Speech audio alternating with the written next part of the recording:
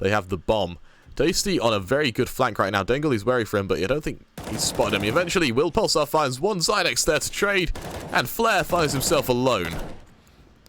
As he'll make his way forward from lobby, hoping to catch out the odd player. And now he's going to slam behind him. He'll swing wide. He knows these players are low. Unfortunately, he just isn't in a position to kill them. As Zynex looks to re-aggress towards lobby as well, which is surprising considering his HP. 22 HP remaining. Flash goes off. Flair will get taken down. And mCon Academy, they're going to be on 5. Glitchtech, that round lead reduced to only 1.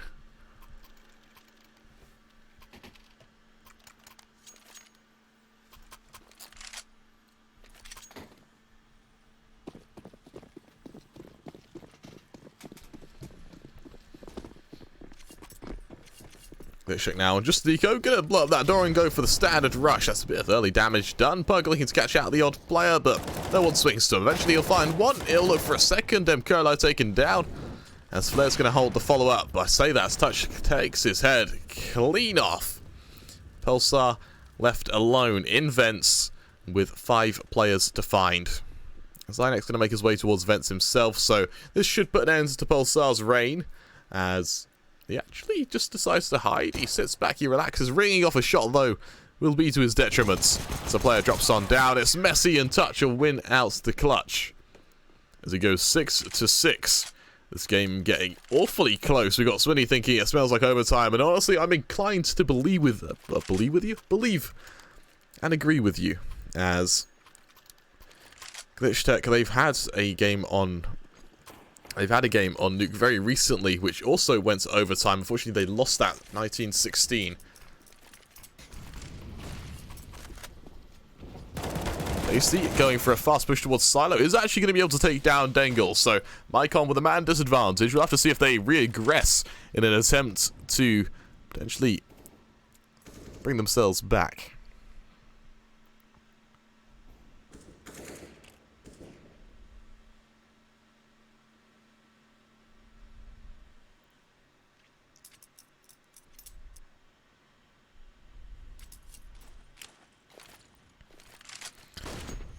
I'm not quite sure if he spotted that player towards ramp. As mCon, they're left guessing. Glitchtech have been very quiet towards lobby right now, and that smoke towards Squeaky is going to keep them quiet still. As it looks like it will be a standard pop out of this door. First smoke goes down, the flash is to follow, the set piece goes out, and Glitchtech, they're going to make their way forward towards these events. Psych able to find one. Tasty trading. Pug finding one of his own. As Psych finds his second. Unfortunately, they're at the wrong bomb site. 3 versus 2. The plant's going to come down. Flair holding vents now. Going to look for these players. The first falls. On for the second. There's none to come. Psych dropping a nade of his own. The flashes go down. The drop comes out. Psych spending a lot of ammo right now. That is a messy kill. But he still finds it. mCon now. 2 players to find. Pug and Psych. Can they take him down? We'll have to see if they make their way towards washroom. Can they take the kill? First smoke goes down towards that bomb. Follow-up push comes through. Pug able to take his head clean off. And mCon Academy will find their 7th, leading 7-6 with a lot of momentum gained over these last couple of rounds. Glitchtech as well with these plants have just been able to kind of tick their economy forward.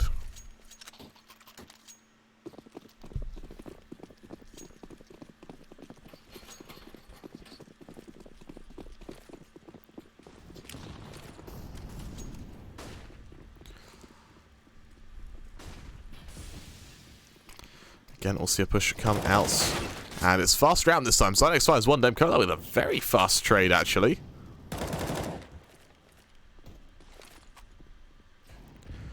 As kills continue to go either way. Psych from under heaven is going to be able to take down mCon. Follow-up kill is there, though. And Glitchtech Primis, considering they have had a very poor buy, they're doing a very good job at trading. As able to start picking up these guns and potentially start snowballing forward. As such, he misses his shot, going to fall to 33 HP. Actually, I don't think he missed. He may have hit Pulsar there. But regardless, they still stand. As it looks like it will be a fake towards B. Also, an Apex striking a bit of utility early on. So that beast goes on out, but there is still a player towards Heaven, so the option is still there to go back towards A. And Dengle towards double door is going to look to try potentially catch out anyone who tries to plant. As the numbers are punched in, the plant comes through. Pulsar ringing out shots. Dengle there to trade. There needs to be a fast rotation from Flare right now to try and support Aphex. He'll spot that first player, taking him down. Flare finding a second. It's all on touch. The Yorper for mCon. He's had a fairly good game so far, going 10-7. Can he make it 12? Doors open. Shot missed. And kill secured for Aphex. So as Glitchtech's eyes up 7-7. And this game looks like it could potentially go the full length.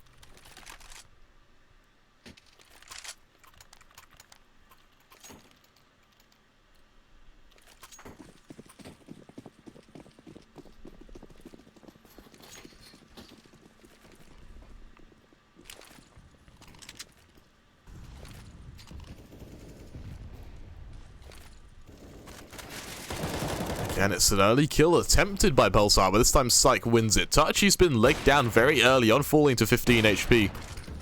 But there's no kill found just yet.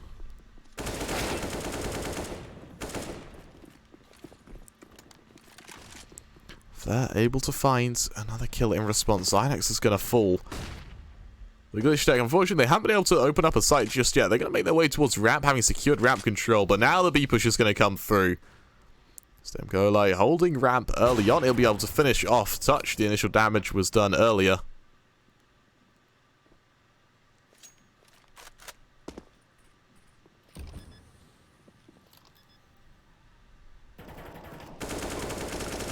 Let's see what else there is left to go. Pug spamming. That's a beautiful little spam from Pug, taking down Flare. Debcola able to trade. Psych able to find Tasty. The kills go either way. Psych looking to spam down Aphex as well. It's a 2 versus 2 and mCon. They're doing a lot of damage to these players before they even spot them. As Pug makes his way forward, Aphex will be the first to be found. The swing comes through. Aphex finds one. The trade attempted to be there, but that's a lovely little shot from Aphex, finding the back of Pug's skull. And securing a half victory for Glitchtech on the T side of Nuke.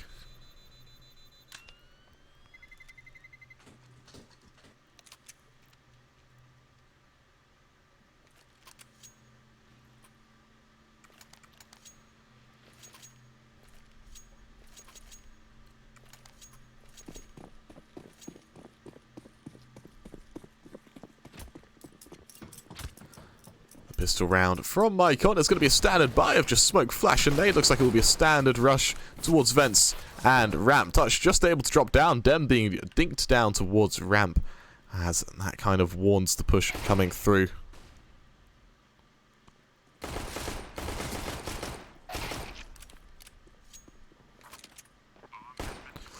Touch and Psych finding two of their own. Psych finding one more onto Aphex. And now secure an 8th round for mCon.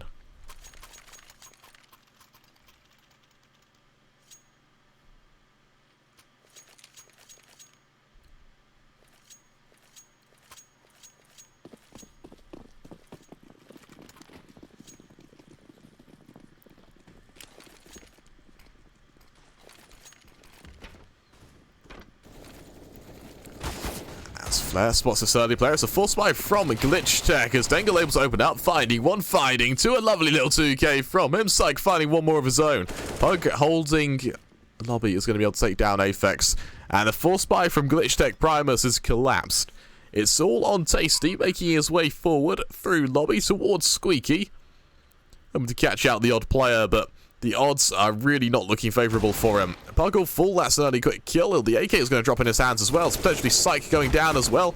Turning back around, having to switch that deagle. Finding a third, and that's a lot of damage done by Tasty there. Fortunately, Dengle will be able to overwhelm him. As mCon, they take the lead. 9-8 they go against Glitchtech Primis.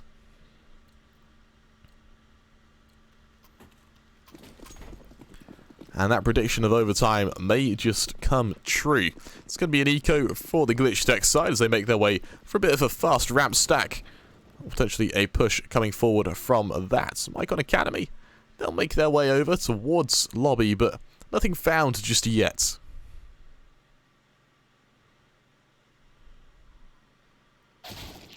As it's going to tear Pulsar's head clean off. Tasty looking to potentially trade, but nothing found just yet. So it'll be a bit more damage done towards ramp as mCon make their way out towards this A site, and for Glitchtech, it's just a matter of picking up a gun and saving it, just to make their life that bit easier going forward. It looks like Zynex will be the player to find, as he'll be able to find one having to run out of ammo, switching to his pistol.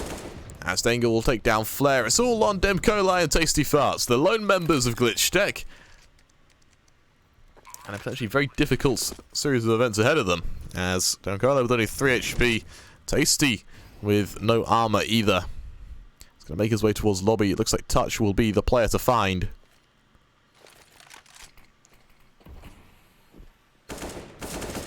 As Dem will lose his head, or just not so much lose his head, but he'll be taken down. It's all on Tasty. Lone member against 5 players with no armor, utility. I really hope. As Dangle continues ringing out shots towards lobby. They know he's there, they've just not found him yet. As Tasty swings wide, spotting one, taking Touch's head clean off. So look for another, but Pug gets the final say in it. That bomb's going to go off. mCon Academy, you're going to extend their round lead to 10. Or their round lead to 2, as they find 10. And for Glitchtech Primis, a potential comeback has to start with this buy round here. We can see that AWP on Pulsar. Will it be a double AWP setup? No. Tasty, he's going to prefer that utility for the side, as it'll be M4s around the house, bar the AWPs. mCon mirroring that buy just with AKs, as we see a very standard default come on out. Pulsar towards that side, ringing out shots towards Pug, but no kill found yet.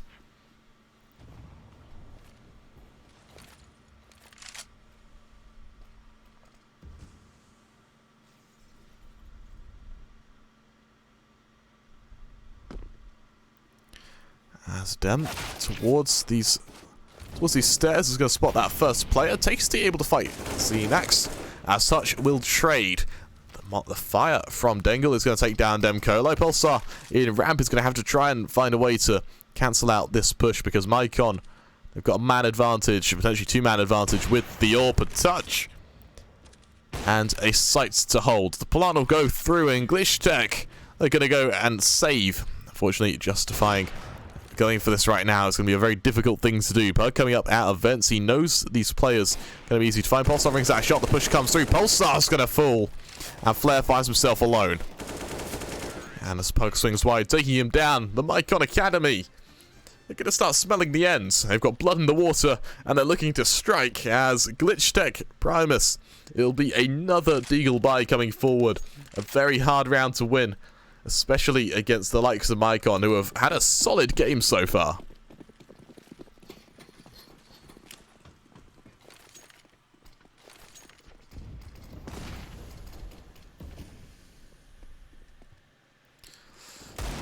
As the aggression comes through from Pulsar, he's able to find Psych, but the trade is there, and this time the crunch comes through onto lobby. Dangle, he'll find one, he'll almost find a second. Aphex wins another aim duel. Pug finds Flare. Tasty Aggress is finding one of his own. And for Glitchtech, this crunch on lobby has been perfect. Touch now the lone member with just an AWP in his hands, hoping to catch out the uplight. He'll take down Aphex. He'll hear the shot of Tasty as well. He knows he's there. And will he fight him, or will he go and plant? We'll have to see. This will make his way round towards the corner. Tasty looking to back away. They both just avoid each other. Touch, unfortunately, making noise as he drops down there. And you realise the game of just stepping around at each other isn't a very viable one. As Tasty, he goes up that ladder, aggressing onto Touch. Touch, while being shot at, doesn't react.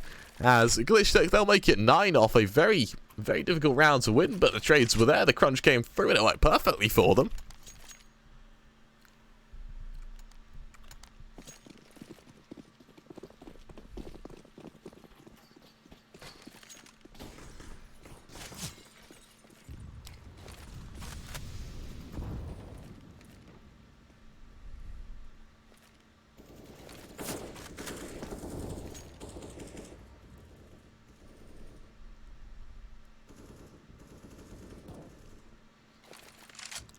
Again, Glitchtech Primis going for an aggressive setup towards outside. Pulsar spotting Pug, but Pug, what a shot by him! Tearing Pulsar's head clean off and securing a man advantage for that T side. Tasty, the flash from heaven will allow his teammate to back away towards Secret, but Flare, How do you trade that? That was a beautiful shot from Pug there. As Aphex aggressing towards lobby. He's going to try and find one of his own, but Dengle's there to find Flare. Zynex going to find Dem. It's all on Aphex and Tasty, the lone members with a 3-man disadvantage. And 5 to find. As Tasty takes down Dengle, turning his attention back around, he's wary of ramp control being lost, but Aphex in lobby. A power play, he'll take down Pug, hearing that other player of touch. As Glitchtech, they're going to have to retake this B site. They've done well to bring it back to just a 2v3. As Aphex makes his way back around through lobby, finding touch, it goes into a 2v2, the wombo combo of both Aphex and Tasty is starting to do damage to mCon.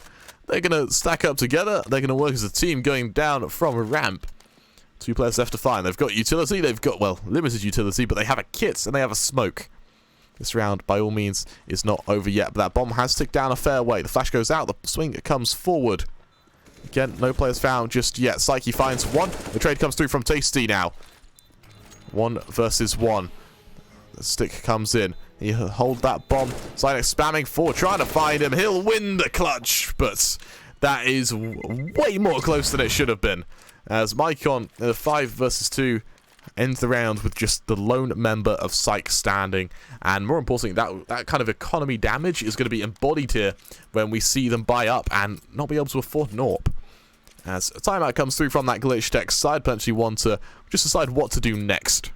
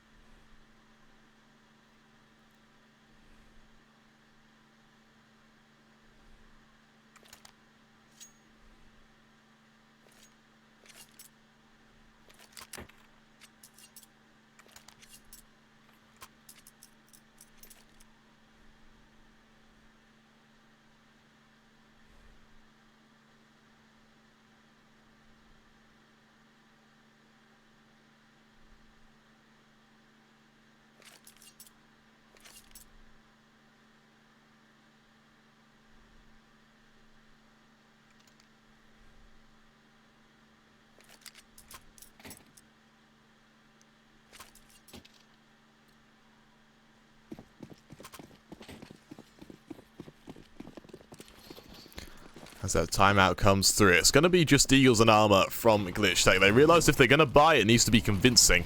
As Pulsar opens it up, taking down Touch. That's a lovely little opening. Tasty finding Dengle as well. Aphex onto Psych. As Zynex will trade. A 2 versus 3. And for Glitchtech, this is a perfect round. It's gone, well, very heavily in their favor, winning game duels. And more importantly, trading with Deagles is a very hard thing to do. As the plant comes down, it's planted for everywhere. Zynex, he's taking no prisoners with this plant. It's a miracle he's able to stick it. As Pulsar makes his way round, going towards double doors. He's got Pug and Zynex to find. Shifting on forward. Glitchtech with a man advantage. What can they do with it? Pug, he's wary of Tasty. He'll be able to take him down, but Aphex finds Zynex. Pug now, with only 5 HP, it'll be a clean up from Pulsar. As that bomb ticks on down, it's close, but no cigar. As the defuse comes through, Glitchtech are going to hit double digits, making it 10. And for mCon, their economy is in a very dire position right now.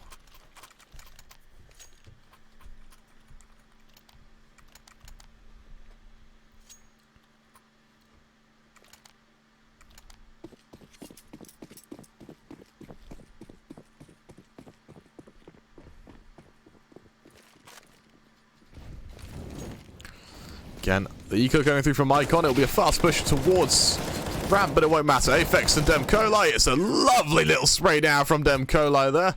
As the entire of mCon Academy is going to melt into that push. Glitchtech now only 1 round of lead. Oh, it's not mCon, it's mCon. My apologies. I'm so sorry. I'm way too dyslexic for team names with random capital letters in them. I do apologise for that. mCon. Right. I do apologise. As mCon, they're going to be trapped in a very early push towards lobby. Psych finding 2 on the response, but no kill found either way, as with a one man disadvantage, Pulsar's going to hold for Pug and Touch, spotting the first, able to take him down, and the second, as Touch will fall, and mCon are going to be tied up with Glitchtech now, 12 to 12 apiece. We'll have to see just what comes forward in terms of what would be an eco from mCon now.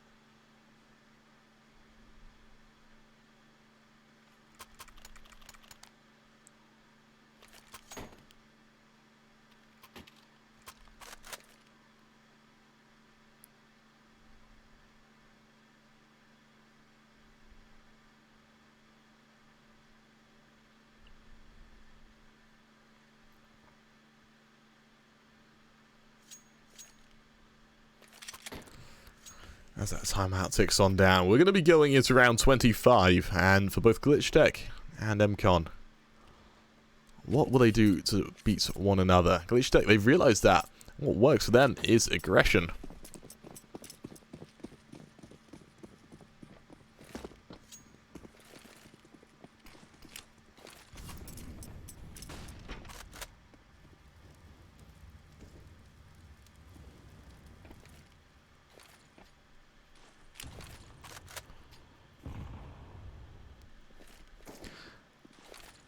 As Glitchtech now gonna have to hold against some outside aggression from these Deagles. Dengle finding one, and then a nice little shot with that Deagle, able to find Flair's head. And to answer your question, let's see if he'll switch to his knife. Fingers crossed. As we'll see in just a moment. Again, mCon, considering they've got a fairly early advantage, they're going to have to back on away. That's a butterfly knife, case hardened. So the aggression comes up. Pulsar coming from Secret, able to take down Dengle. Looking for another as they put it back into a 4 versus 4. But no trade found just yet from mCon.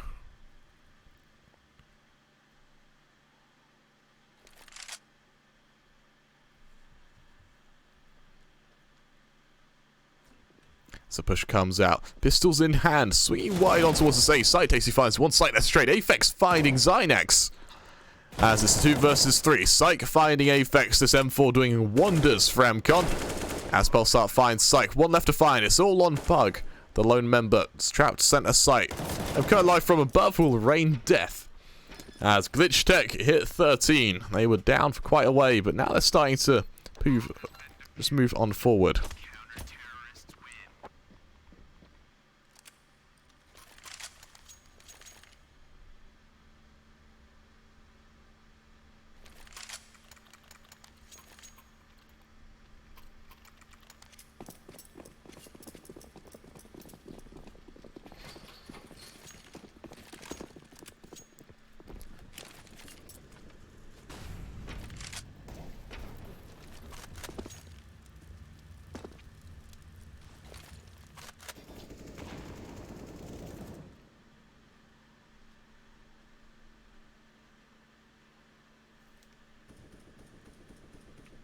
Again, mCon taking this opening round fairly slowly, not coming anywhere just too heavily as they sit back and wait for the push to come. Glitchtech, their success came from their aggression. mCon tuned into that, and now they're being very passive. They're not letting Glitchtech get that mad advantage they keep looking for, as they just maintain around lobby control, kind of hovering about the place. So flash goes out, outside control being teased by, I believe mCon is a Benelux org, so We'll call them Dutch for now. From the Dutch players. Zynex caught with a molly out as Pulsar was able to take him down. Yeah, they do. Dutch indeed. Okay. The Dutch side has Psych hovering around her, looking to make his way out, but Tasty is going to put an end to that. A lovely little shot taking him down. As mCon now, with 30 seconds left, have to commit to somewhere and sooner with no money. Apex finds one, Flares finds another. Pug, the lone member, 4 left to find. And Pulsar is going to take him down.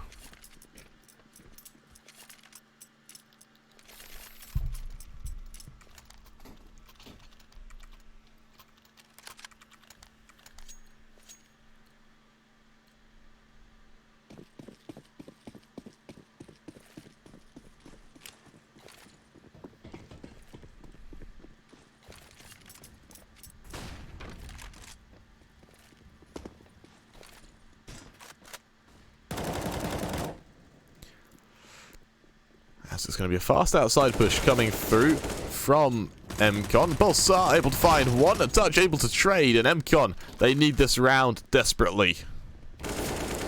As Pulsar finds Stengel. Push coming back around. mCon finding Dutch. Just a lovely little nade. Now 2-man disadvantage for mCon. They're going to need to open this site up and fast. Pulsar coming in from behind. It's going to be an easy trade from him as he swings wide, taking him down. And Pug finds himself alone. 4 players to find, and, well, he has the time to do so, but he doesn't have that positioning. He'll take down one. Trade not quite there, as Stacy's going to take him down. Glitchtech, they hit 15. And for them, this could be their chance to close out map 1.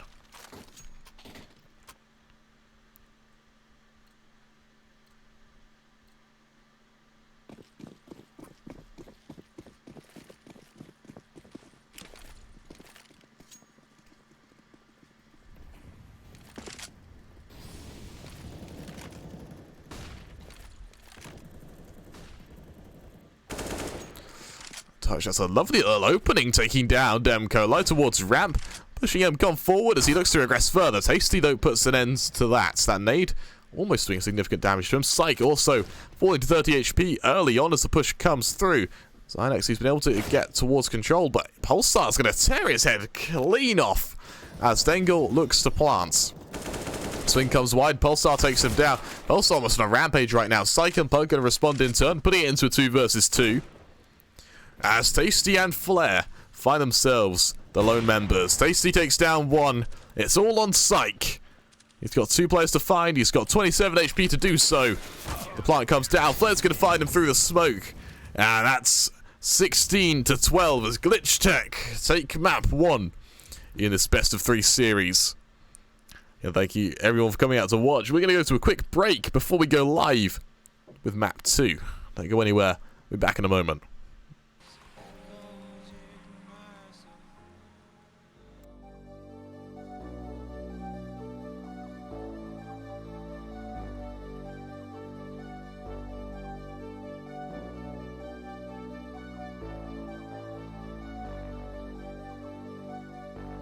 Fill me out with your smile. Now the sunshine brings the light. Fill me out with a flame. I will let you in this game.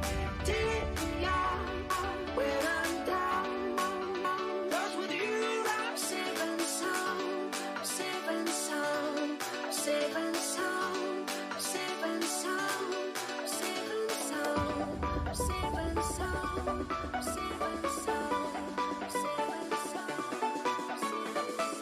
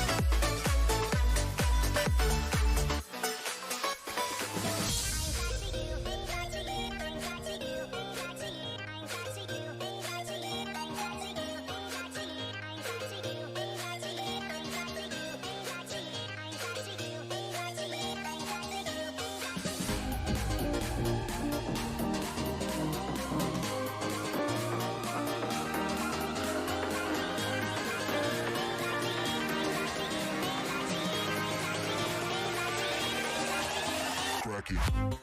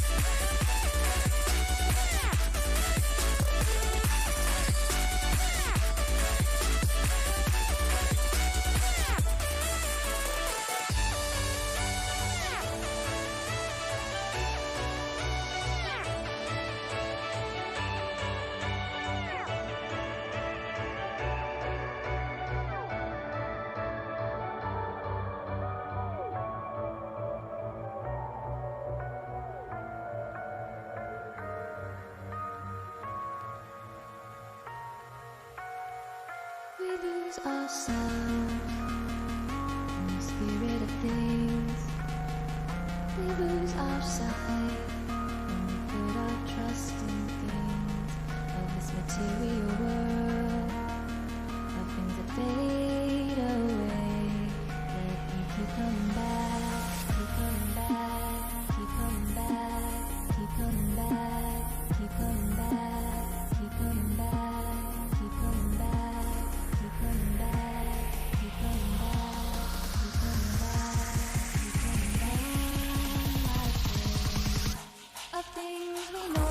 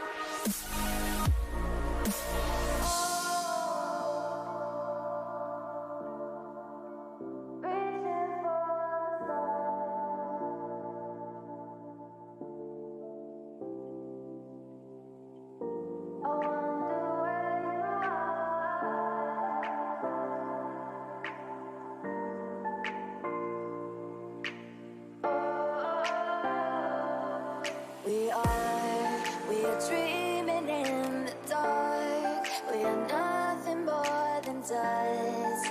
Search but you stay lost. We are reaching for the stars, but we're making this too hard. And I wonder where you are. Mysterious, that's the part you always show, 'cause you're too curious, baby.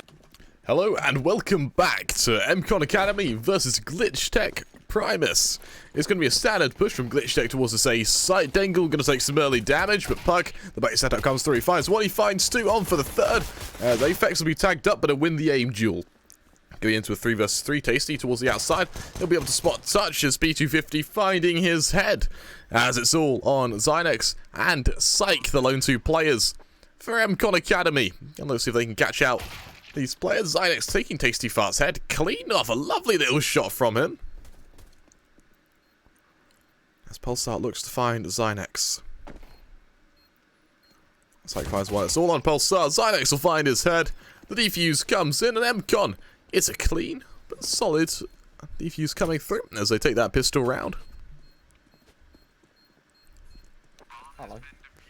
Hello, and with that we're going to be joined with a duo cast today. We've got Ryan, Retro, Bernard. How are you feeling about this one? Yeah, good. I joined in the late stages of map 1. I was quite gutted, of course, but maybe this will go all 3 maps, and you know, we saw quite a close nuke in map number 1, and now we're on overpass, so only can go upwards from here. Thank you everyone for tuning in so far. I apologise for only jumping in on the second map, but we'll kick things back underway very shortly. mCon, of course, after winning the round, they'll be on a 4 buy, but to be quite honest with you, the buy's been matched from the Primis side.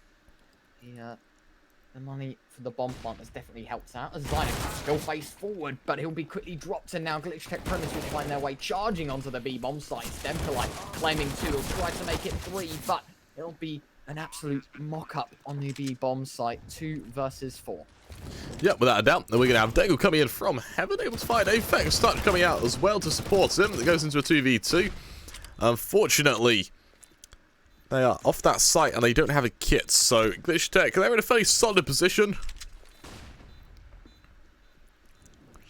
as they enter this retake. The stick comes through, Flair able to cancel it. It's a 1 versus 1, Flair versus Dengle, making his way towards center site. The tap comes in, there isn't much time, and with that he's out of time. Dengle now just looking to find the kill, as will take down Flair, but unfortunately for him, Glitchtech, they're going to find their first, tying it up 1-1 and winning that force buy. We're going to quickly throw to the starting student screen just so I can turn retro up. Will be just a second.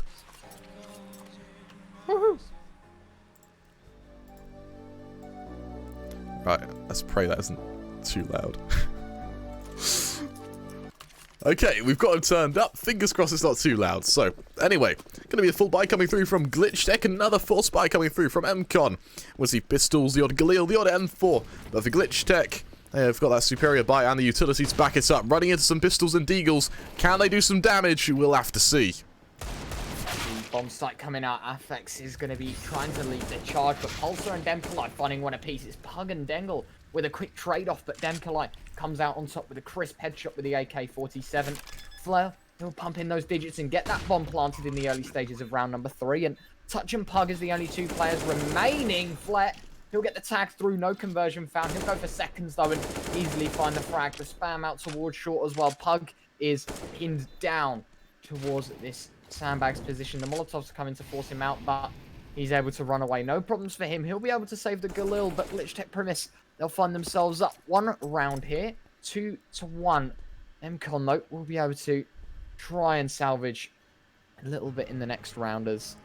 And we'll have a little bit of money to buy the upgraded pistols, but other than that, not too much. Pug might just catch this player off guard, though, and he will not. It's Tasty Fart to find the frag, and mCon, they'll be forced straight onto that eco, probably a full one at that, looking at their money.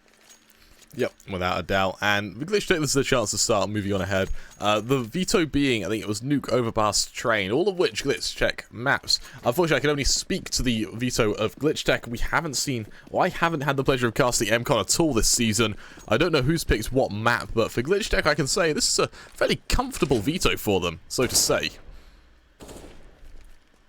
Yeah, I mean, both sides look very strong, at least, you know, to make it into this stage of Phoenix is quite an achievement. But, you know, these teams battling it out in the quarterfinals will really try to put some pressure on, and it'll definitely start to build up as Pug will get Molotov down. He might just find the frag, though. The full line comes in and he'll be able to escape. But I think something to note, though, is mCon, they're not shying away from these gunfights. Even though they have only USPs, they're doing a great job in just trying to hold off and play for some map control. Unfortunately, it won't work because there is 2 bomb sites in every map, as it'll be Glitchtech Primis to find their way onto B. But I think it's something to note, though, the fact that mCon will not shy away from a gunfight, and we might just see some aggressive plays from them, maybe on their CT side. I would expect so on their T, but, you know, we might see something special. I'm not too sure, as Tasty Fart, he'll open things up, but by the looks of things, mCon, they have no business in winning. They just want to go for the damages.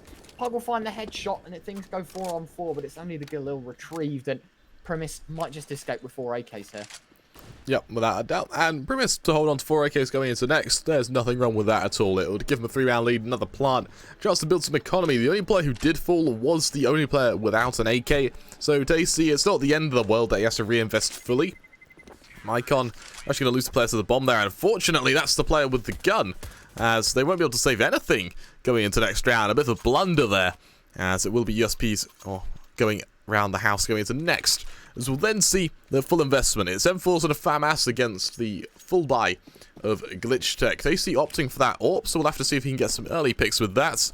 mCon, I do apologise, mCon, not mCon. It's become Reflex now, and so they're probably going to have a botched name for the rest of the series, but we can try our best.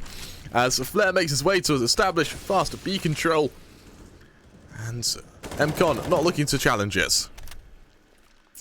Yeah, I mean, they don't have to really play all too much aggression. With the triple B stack, it allows them to play a little bit more of a give-and-go sort of scenario. But, I mean, they're not doing too bad in terms of keeping their ground. Of course, they are 2 rounds behind, but it's early stages for round number 5. And, I mean, the bye round, it does go in Glitchtech Primis' favour. But, you know, mCon, we've seen them deliver time and time again with these rifles. So, let's hope they can pull something off here. Yeah, without a doubt. And Primis, they're kind of taking their time. They're kind of hovering outside B. We don't see any early push, as they just allow mCon to just be slow, be methodical.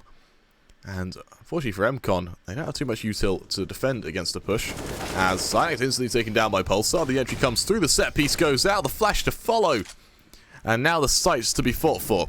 Who will win these aim duels? Tasty going to take down Psych. They've got actually basing him to swing wide. Flare through the smoke is going to take down Demkel. Or Dengle, sorry, as Touch and Pug now. The lone 2 players for mCon.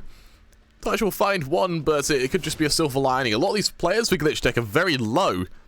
Unfortunately, it's not their HP that matters, it's can they be found. It's Tasty, he finds another one, a nice little shot. On for the third as Pug looks to back on away just in time. He's flashed, he'll take down Aphex, but falling to 20 HP. For him, it's just going to be a matter of backing on away. Glitchtech, they're going to make it 4, and mCon will cause a pause to come on through.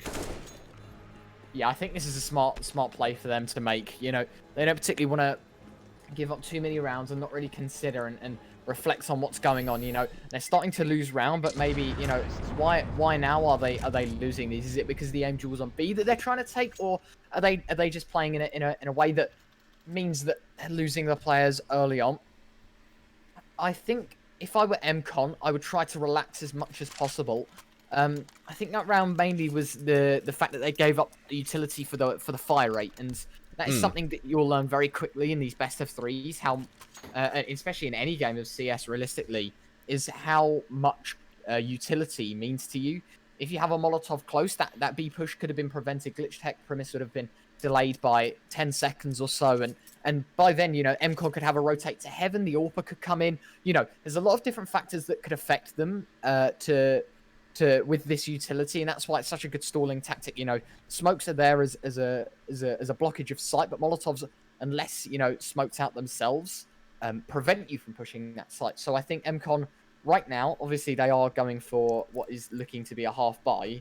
This round, I think they should invest mainly into trying to do damage to the Primis economy, because it's not looking too grand right now. And then the next round, I think a FAMAS buy could be very, very good for them. The FAMAS armor full utility, and hopefully they'll realize that they don't have to buy head armor. Considering the economy of Primis, you know, the AKs are all there. They're not going to need head armor. So maybe we'll see something like that come out here. Heading into round number 6, though, it's looking quite dominant for the Primis side in map 2.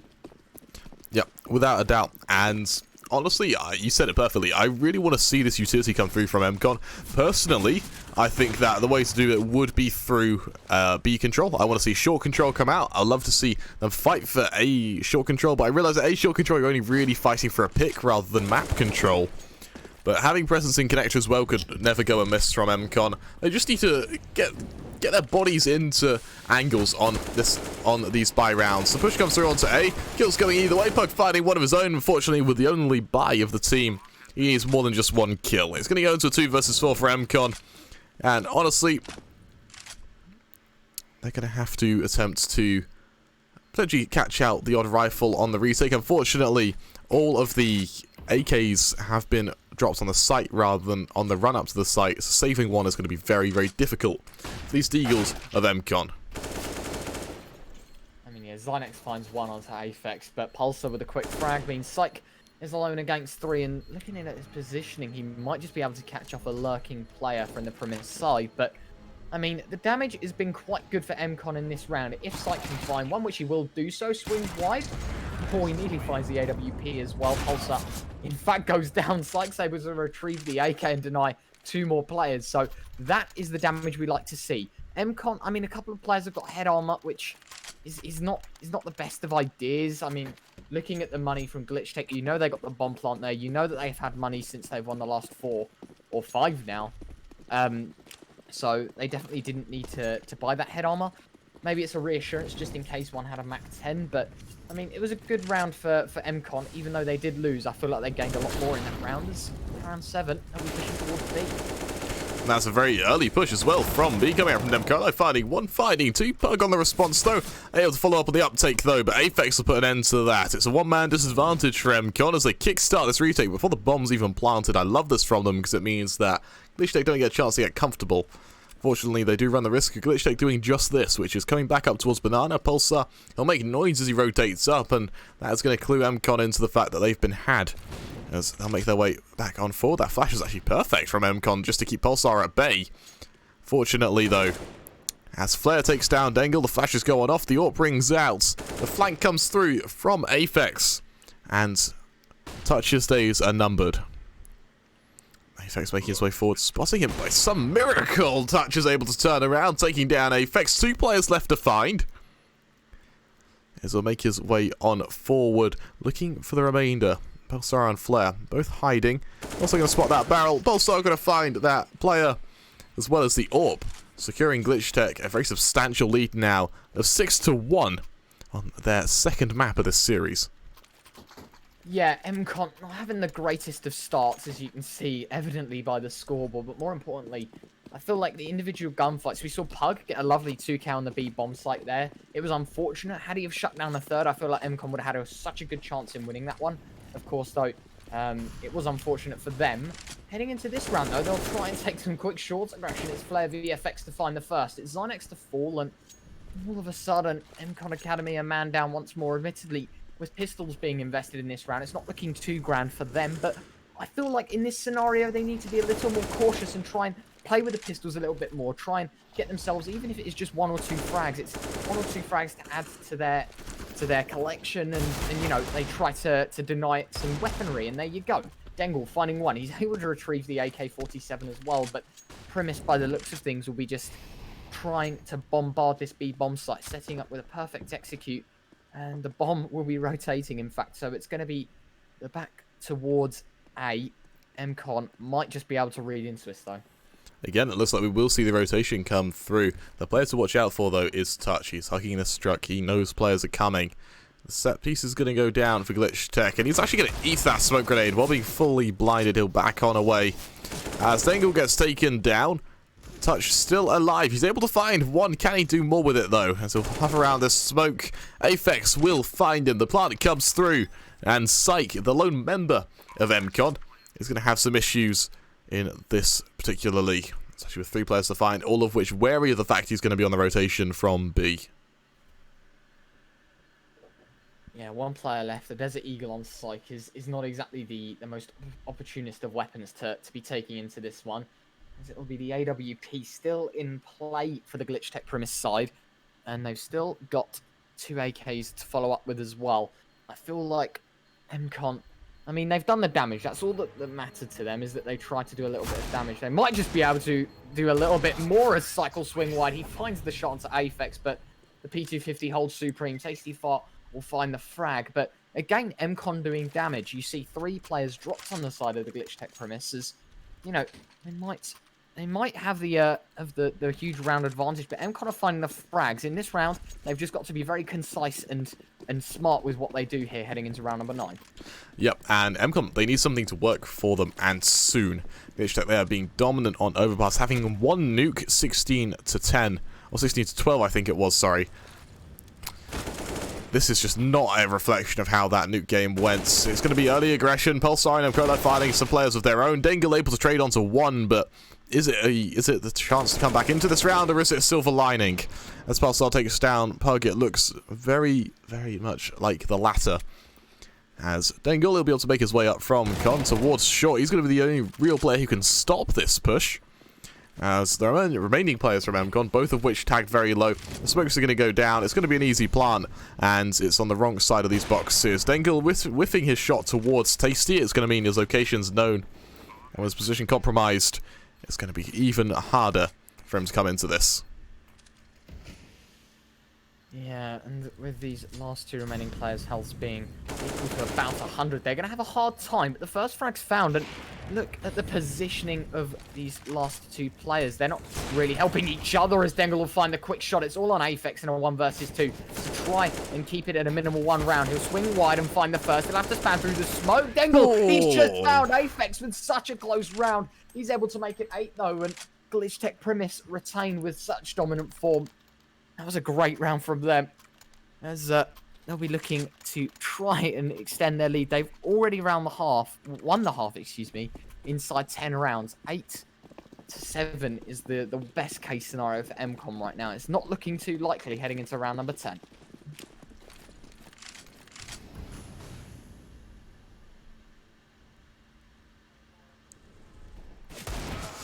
Again, early kill going in favour. Aphex able to take down Dengle.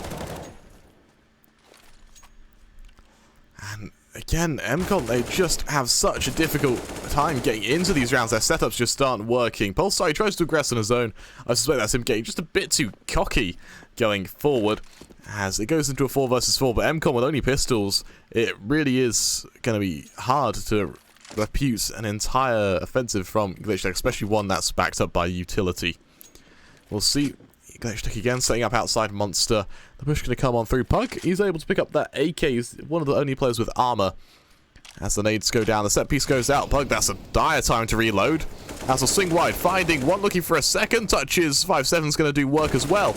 As Pug will find Demcola. He's on for 3, and now suddenly the mantle of responsibility falls to Tasty. So 1 versus 3 making his way forward, hoping to catch out the odd player, but it's going to be a toughie for him. Pug will tear his head clean off. A 4K secured by the Dutch player, and a second round found for Team mCon.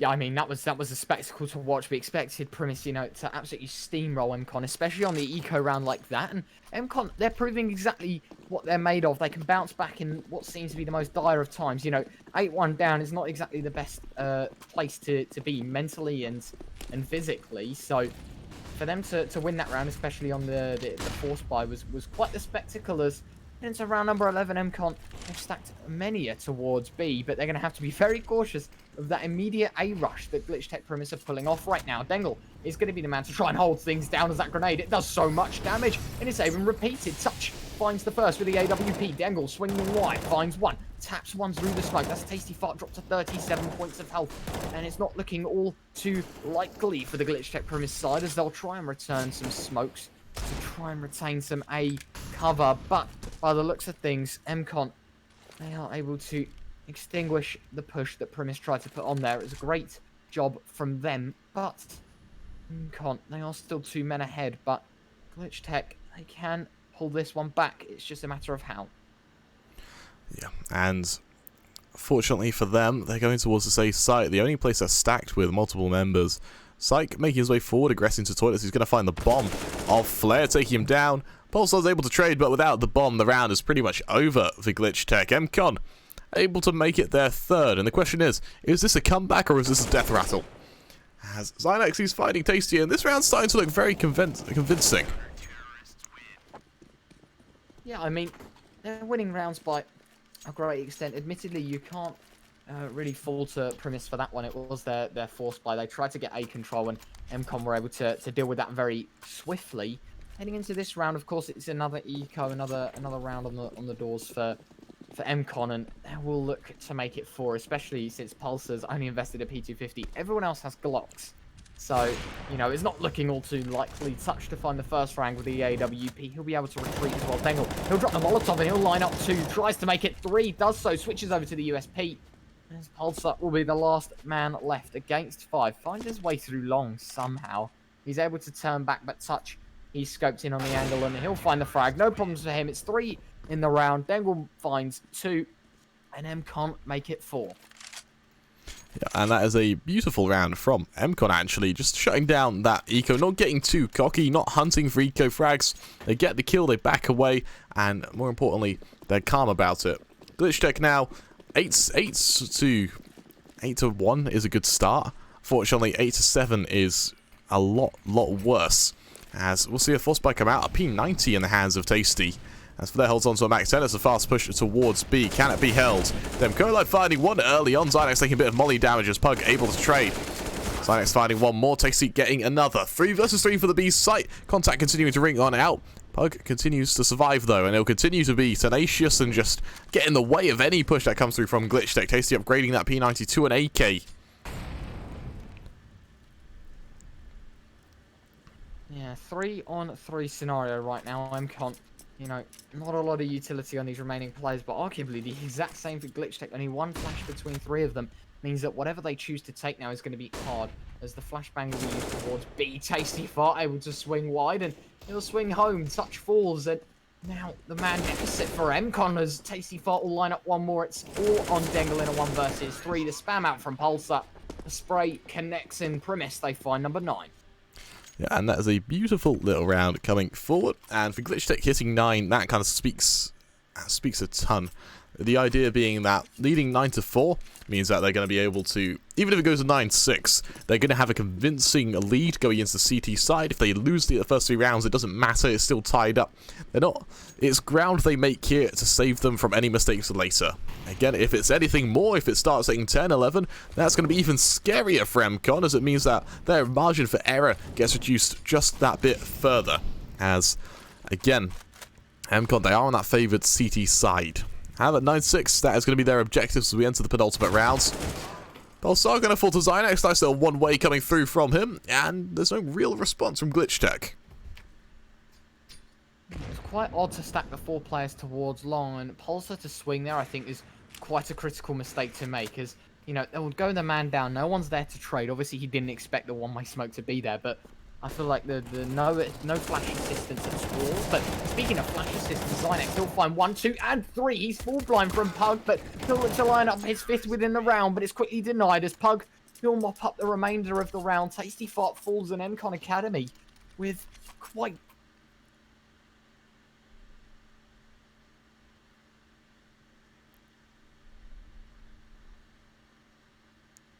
last penny into this round. Round 15 to be played out. mCon looking quite on fire right now. My apologies for that. We had a little connection issue there. It should be all fixed though, as Psych aggresses towards Connector, taking down a fix early on.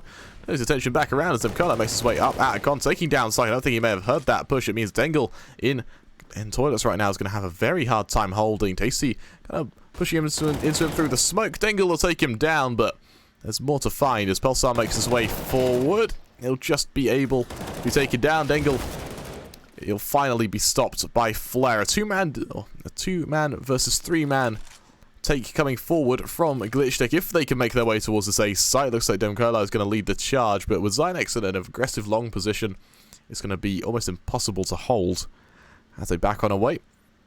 Zynex, he could potentially line them up right now. Dem needs to be careful as he'll turn his attention at just the right moment, actually.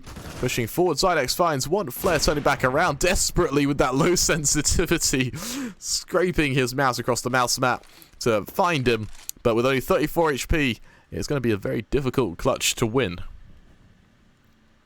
Yeah, no utility as well means that he's only got the bomb and his Kevlar to his name as of right now. The AWP and the Desert Eagle combo could work out for him, but with 30 seconds left, time is going to be of the essence. He'll try to move towards this A bomb site. He does pick up a Molotov, which could be very useful, especially if it's using the right position. Pug could get flushed out here and he'll be able to find a bomb plant, but I think that's all that he'll be able to do in this round, especially with 15 seconds left as the clock will start to tick down. Flare might just go for this peek here and find the frag. Oh, that's so unlucky. He doesn't find the swing in time. Pug will be there to swing wide, and it will make it 6 as Glitchtech Primis with an 8-1 lead.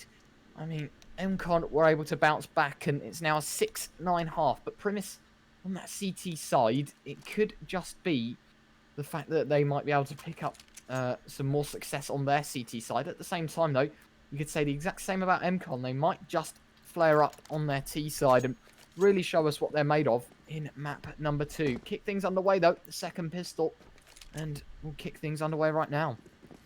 Yep, and the buy from mCon is very surprising. It's armor around the board, so it's going to be a very aggressive push. It's going to be very reliant on aim duels, and holding a sight will be somewhat difficult. Glitchtech, their buy is also very armor heavy. It's just Apex with that kit and flashbacky on away. It's Tasty gets that early contact. Racing on forward, he'll find 1, looking for more as Flare's there to support him. 2 players found already. Flare with that bomb down means that mCon have no choice but to fight them for this. As Zynex swings wide, trying to tap him down. Eventually he'll find Flare's head. It's messy, but it works. But Tasty and Pulsar, they're still alive. They're still fighting. They're still going to look for these players, unfortunately, as well. Psych, he's on the other side of the map. It's going to be so hard for him to support these players, especially with his location known. Yeah, and this one-man deficit from mCon is going to be quite troublesome, especially when the bomb isn't in their favour. Pulsar, he'll swing wide and try to find the frag, and he does do so, but he takes the dink in the meantime. Pug is going to respond, but the HP heavily in Glitchtech Primis' favour right now, and with 40 seconds left, mCon, they are going to have to make moves here. They are going to try their luck in retaking this mid position and getting that bomb back, but it's going to be quite troublesome. Psych does manage to pick things up as they'll drop and look towards Connector. As Pug will retrieve the USPS, he'll start to spam out some shots as none will connect. He'll just wriggle his way into Connector and onto this B bomb site. As Glitchtech Primis will be arriving late on scene. The bomb will get planted, and it's a 3-on-2. Yeah, and you see he'll be able to take down Pug early on. We'll see what the response is as Apex finds Psych. It's quick, it's violent, and it's effective. As Glitchtech, they line themselves up for a 10th, and for mCon, it's a matter of can they pull themselves back into this. They needed that pistol rounds for a chance to tie it up early. Instead, by the time they start reaching this kind of standard area for ties, it'll be about 12-13 to Glitchtech, and at that point, there's very little room for mistakes. Right, that bomb plant, though, is going to help with their economy majorly. They're able to eco this round and try and force something up in the next. So, it's not exactly looking like the worst of the worst. As it'll be mCon taking a lot of damage early on in the round due to Molotovs and grenades. Zynex will swing wide. He'll find one. It's near trade, but Pug will be able to close things out. But the damage has been done by the Primis side. It's a 1 versus 3. Pug, though, does have an M4 in his hands, which could be quite dangerous. Tasty Fart might be the first man to walk into it, but the quick adjustment with the FAMAS means that Glitchtech Primis will make it 11-6, and they seem to be running away with this game once more. Yeah, without a doubt, and it's just a perfect little setup from Glitchtech there to secure that round for themselves. Granted though, for mCon, it was an eco. That didn't matter as much as this does. AK's round the board, utility to support it. Glitchtech, they maintain the bonus MP9, so I suspect to see a very aggressive push from somewhere. Can mCon shut it down? It is prevalent that they do, because if Glitchtech can pull ahead any further, it's going to spell doom for this Dutch side. Yeah, and I think they need to try and figure out what the problems are, and quite immediately, as they'll nearly find them. Well, they'll find themselves 5 rounds down right now, nearly 6, as both sides will be on a buy. Primis, of course, having 2 MP9s, and to be quite honest with you, they can be quite effective. I'm not gonna discount them from the play at all, but mCon with 5 AKs, meaning it could just be spelling trouble as Psych and Deck will find one apiece. It's Apex with a quick trade with the MP9 as it will get quickly turned over by Zynex and put back into the death screen as Tasty Fart will make his way towards long, but the damage has been done by the mCon side as they'll be finding themselves in a 2-man advantage, but with 45 seconds left, they are still required to take a bomb site. No real gauge has been gotten on this B bomb site. The smoke prevent the push as well, and with 35 seconds left, mCon, they have to make a decision quickly. And by the looks of things, it's going to be A as Psych makes his way on forward. Here's Demkalai pushing up. The headshot will be there in the end. Zynex will get dropped, but one player left. It's all on Tasty Fart, and he's removed of. mCon make it 7, and by the looks of things, they'll be trying to fish their way back into the running here as we head into round number 19. Yep, you've said it perfectly. It's actually looking very effective for mCon with those 2 rounds. Glitchtech, they go onto a force buy now, MP9s and Deagles. And if they lose this, it's going to be an eco, and that's going to be mCon's chance to start catching up with them. As we do see a bit of early damage done to Pug from Util, but at what point is it just tickle damage? We'll have to see. As Zynex finds them, Gurlai will be able to take down Flare as well, a lovely little 2k, with no response really from Glitchtech. It's going to look like a very doomed round as Touch finds Tasty. Pulsar and Apex are lone players. Apex is going to find one, but it could just be a silver lining for this team. mCon, they're going to look to build their economy off this one. A plant going to be lined up towards this A site.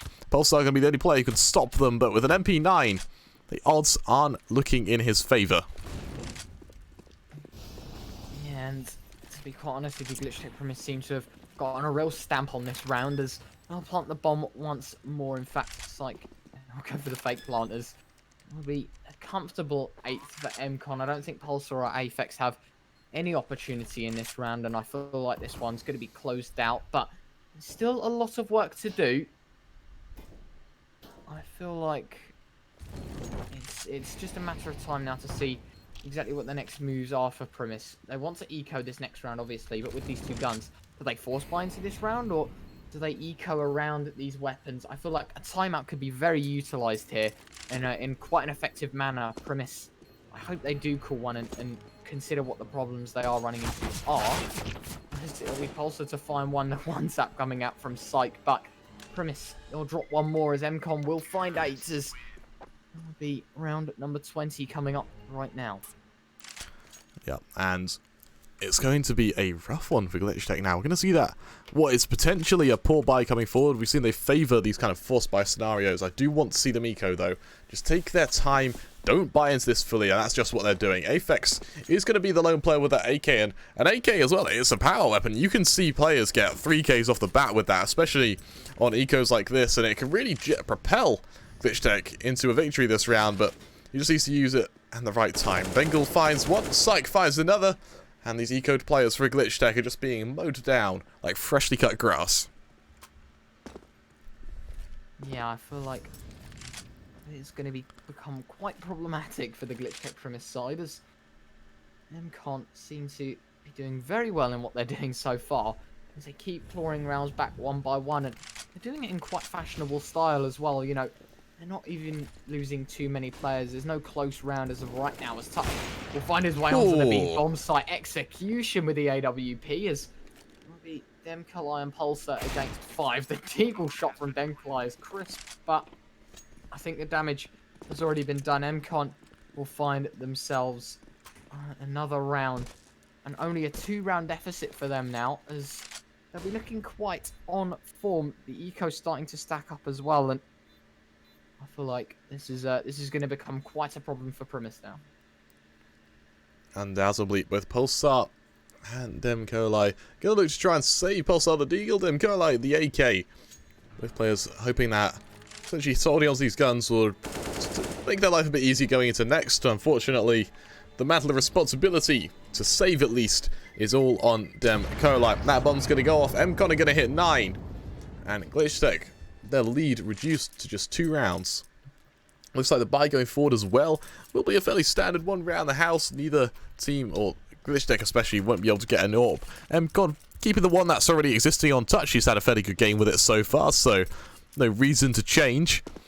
As Glitchtech go for a very heavy push towards both Con and towards A short. This is where contact's going to be. This is where the pushes come on out. As A short control is taken. Touch able to find Tasty on the uptake though. As Touch will be tagged down very low, but no kill going either way. Psych finds one, Pug finds another. It's all on Flare to try and trade. He'll find 2 of his own, but with 3 left to find, he's going to be alone trying to hold this. There's no way he's going to be able to defend this bomb. He's going to fall back, wait for the rotation to come through from Dem, and then use that to potentially catch out these mCon players as they aggress further.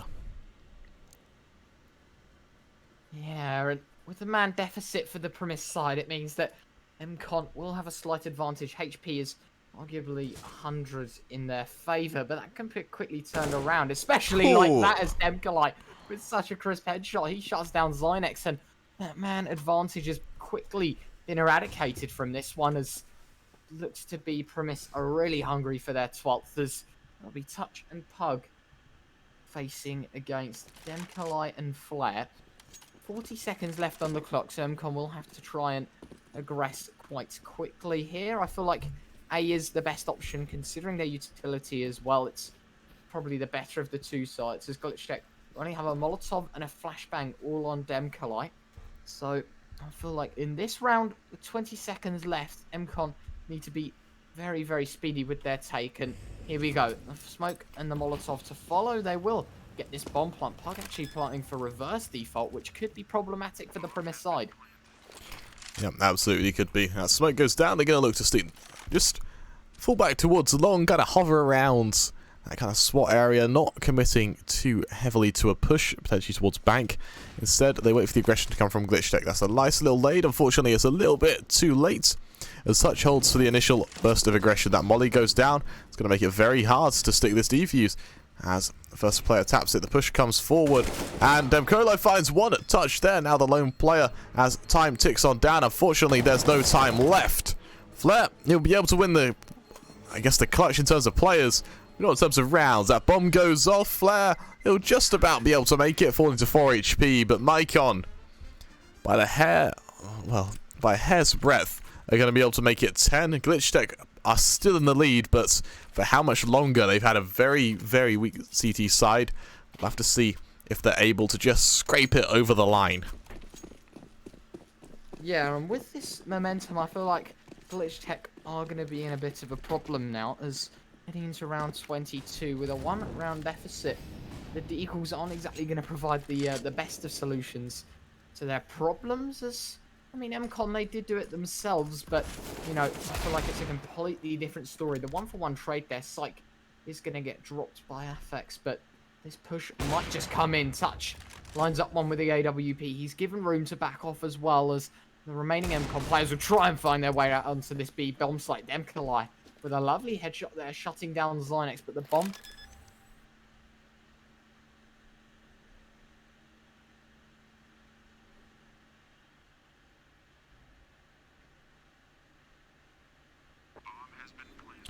So that bomb goes down. Dengle, he'll be able to find Demkolai, and with only 2 players left, it's going to be a very hard press clutch for Glitchtech. It looks like it will be a matter of saving again.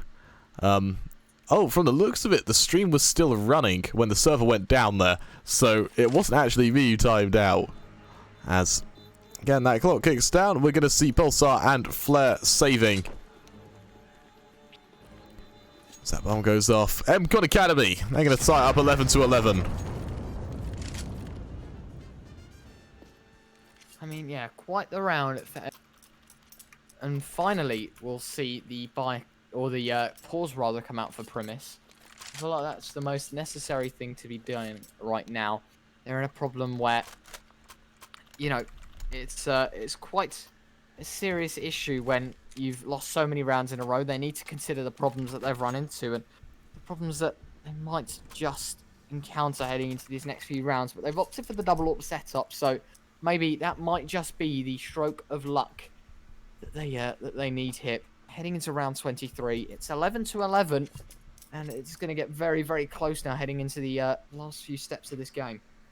Yeah, without a doubt. And mCon, they've got the momentum. They've had a great C side. Glitchtech, to all their credit, they had a solid CT, or they also had a solid T side, but the CT side is just not working out for them. Granted, they haven't had a full buy yet. You're going to see double AWP setup come through on both Pulsar and Tasty. So if there ever was a chance to make a bit of a comeback, or to re-amount the aggression that he showed on that T side, now would be the time to do so, especially with only 7 rounds left of the map.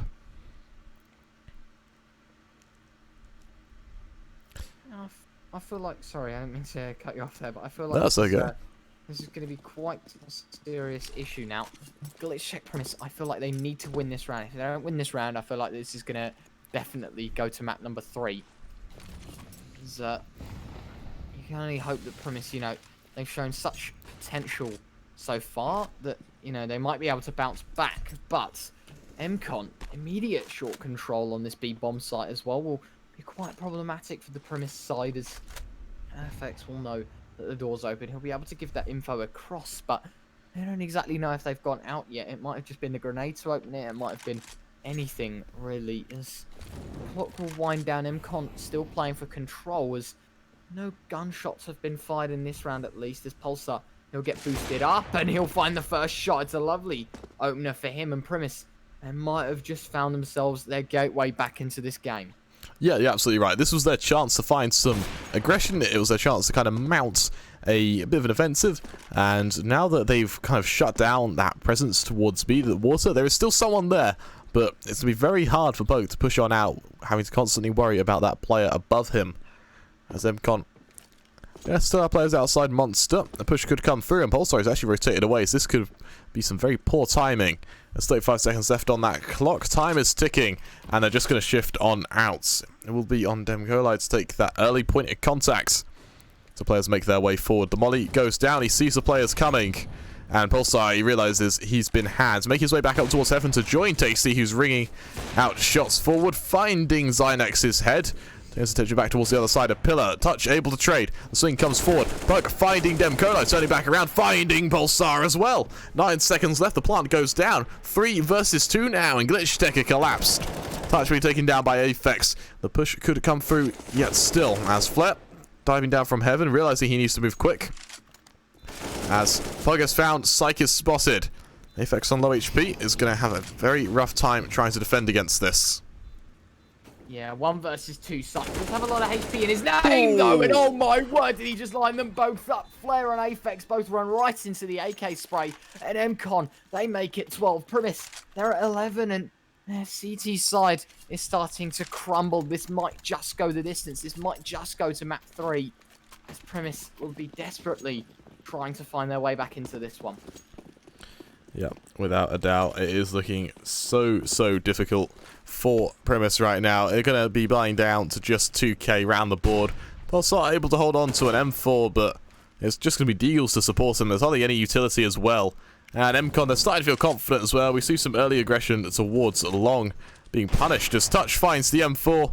And with that, Glitchtech have no real teeth in this round whatsoever, as they do aggression towards B, but to what avail, as they still dink down Touch. It's just tickle damage, though. It's a silver lining.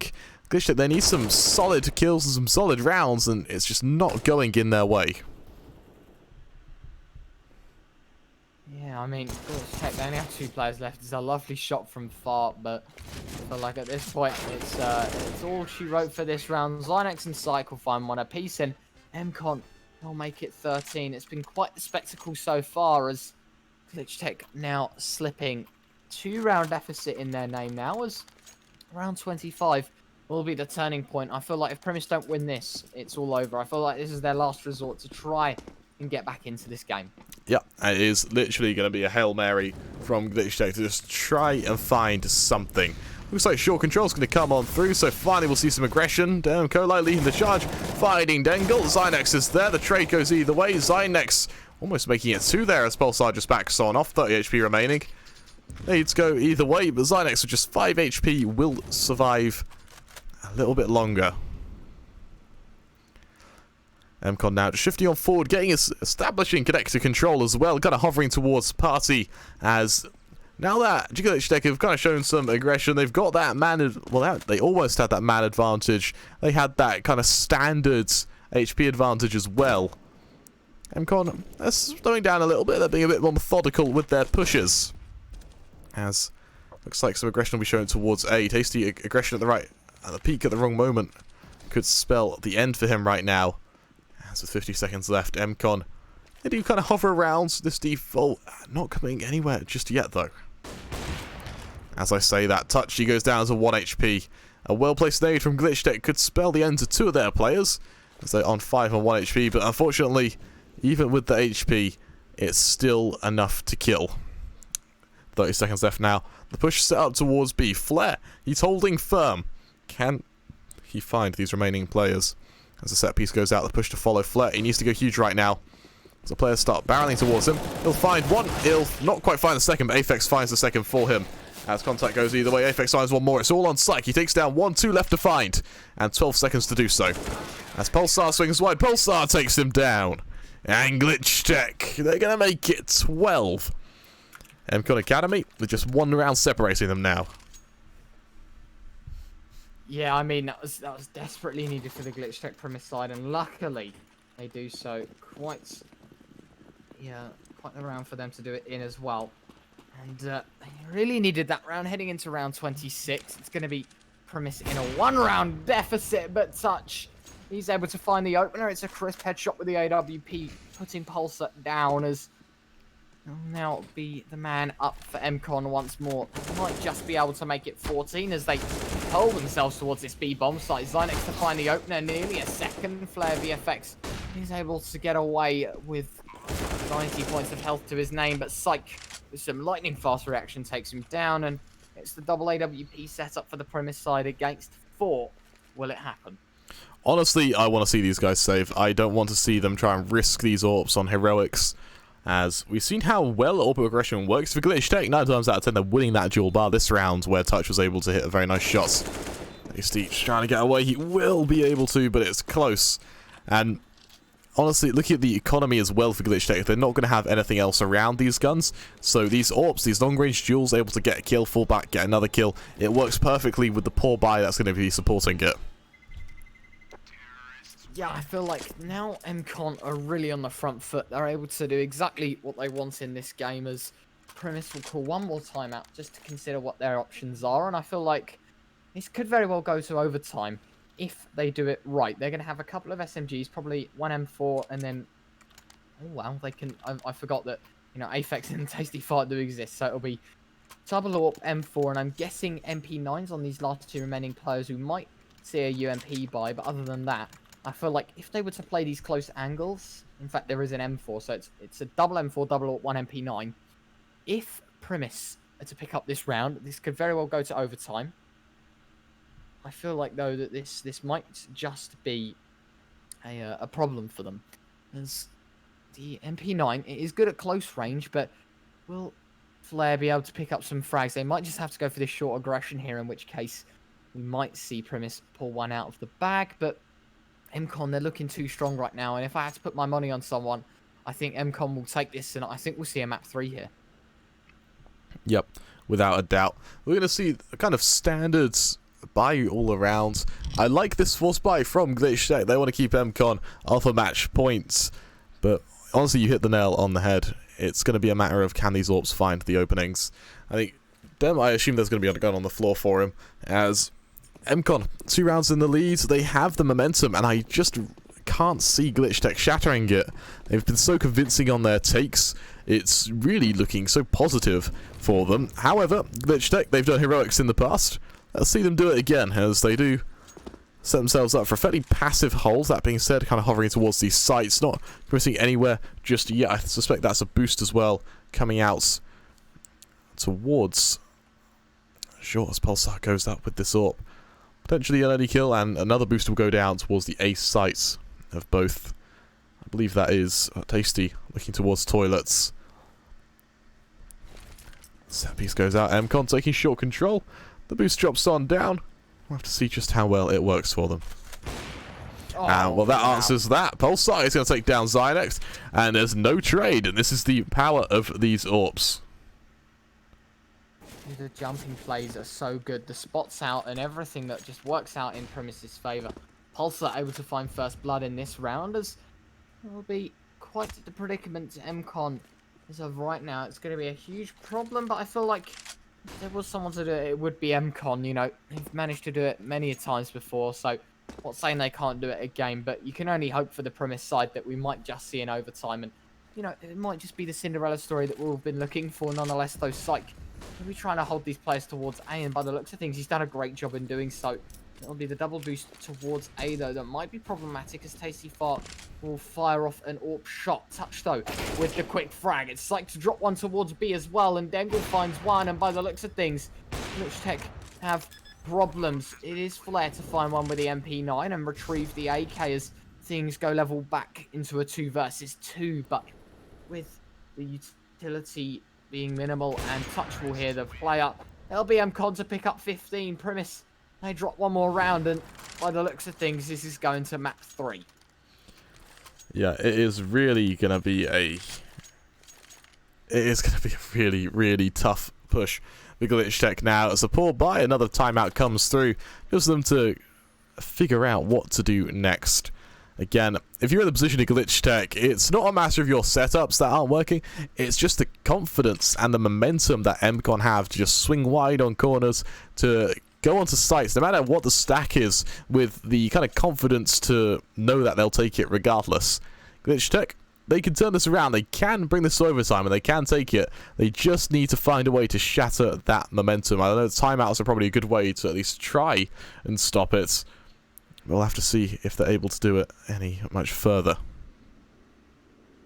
Of course, and I feel like something that they need to be very, very courteous of the mCon side is, you know, if there was a team to be able to perform these actions, it would be, you know, the level of Primis. It might not be Primis exactly, but I feel like their individual skill is there, and I feel like their utility usage and teamwork is great. So Primis, I feel like they have an opportunity.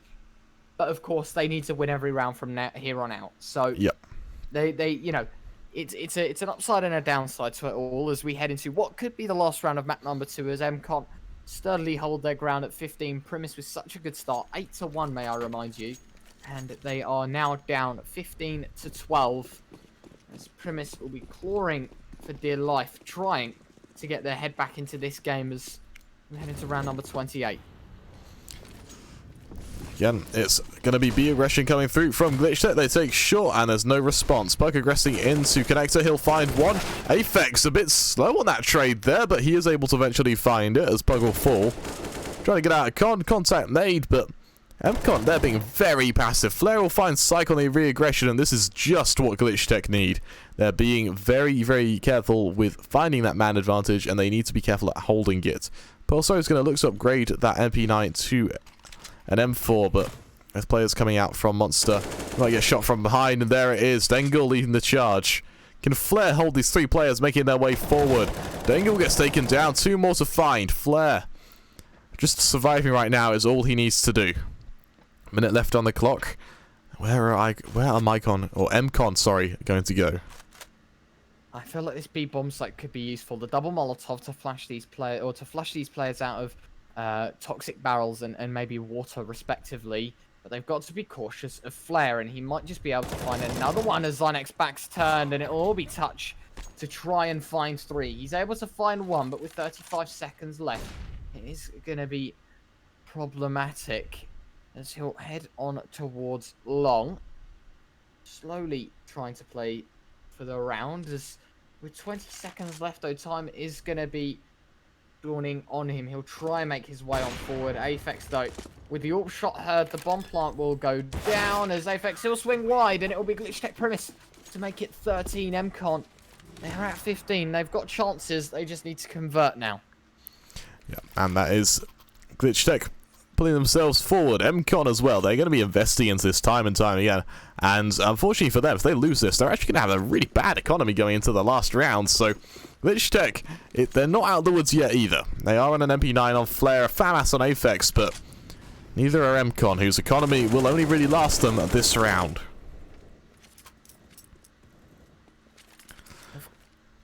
Of course. And now, with Primis looking in quite good shape, mCon, they need to try and cut this momentum quickly, because if this does go to overtime, I feel like Primis will be back in the driver's seat in this game and really ramp up their plays now, as mCon being so dominant in this second half to the game. I feel like they at least deserve to take this to map 3, but you know, Primis, they've been putting in their effort as Tasty Fart will claim first blood. It's touch that falls, and now with the man deficit, it'll be mCon struggling to try and pick up 16 as Glitchtech Primis. I feel like this has been delivered to them in a 3-course meal in which absolutely chomping bit by bit to get. mCon will try and look to go towards this A-bomb site. There'll be a lot of utility still. They've got a flashbang, 2 Molotovs and 3 smokes alongside a HE grenade, meaning this A-bomb site could absolutely be nuked by this utility, but it's Dengle with a quick swing towards it. It's the 1-for-1 trade, but Zynex is able to pick things up and things go level once more. He'll be charging on forward. Flare, though, to find the first. Psych with a quick trade as things go back level 2 on 2. The bomb will get planted in Glitchtech Primis. They need to do everything in this round as Pulsar will find one Pug with the frag. It's all on Aphex. 1 versus 1. The spam coming out, but the bullet pen will not work out for him, as now he'll run into problems. He hasn't got a kit, meaning he'll have to find the frag, and with these smokes dissipating, he's going to have more and more to clean out now. And more importantly, Pug has a molly. That's going to be enough to kill Aphex, especially with only 30 HP. He's going to make some noisy pushes on forward, and if Aphex can win this, it's going to be phenomenal for the confidence. He'll pick up a kit, so that goes in his favour, but he'll tap it, the molly will come on in, he'll have no real response. As there you go, tap it, molly comes in, he'll win the duel, but as that molly continues ticking on down, that bomb goes off, he'll fall to the molly! And with that, mCon Academy, you're going to make it 16 to 13 on map 2. Join us in just a moment where we go to map 3 of Train.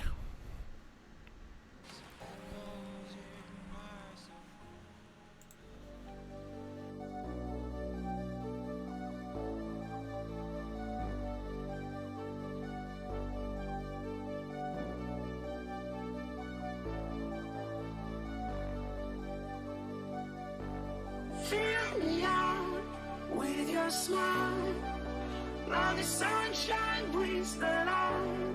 Fill me out with a flame. I will let you in this game.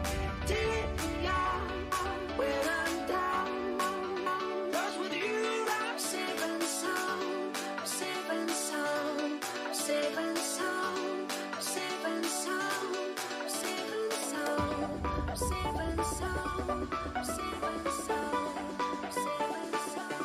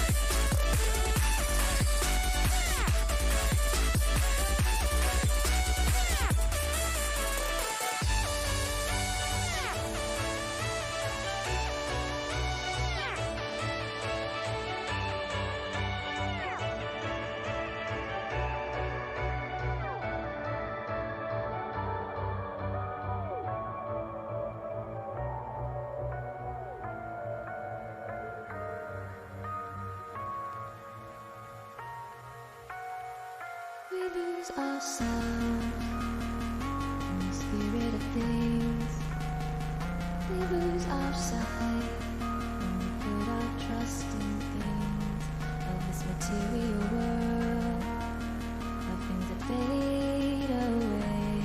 Let them keep coming back, keep coming back, keep coming back, keep coming back, keep coming back, keep coming back, keep coming back, keep coming back, keep coming back, keep coming back,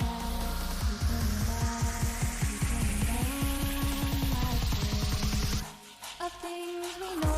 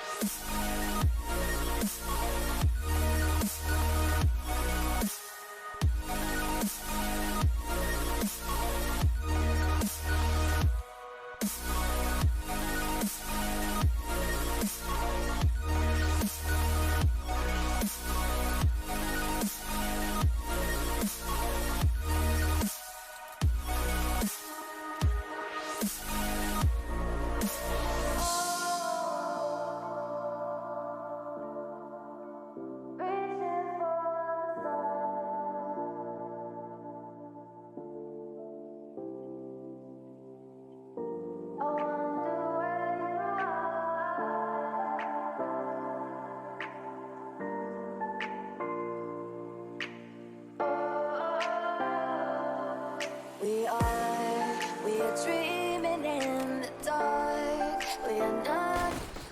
Hello and welcome back to mCon Academy. Fuck, we got it wrong again. Versus Glitchtech Primis.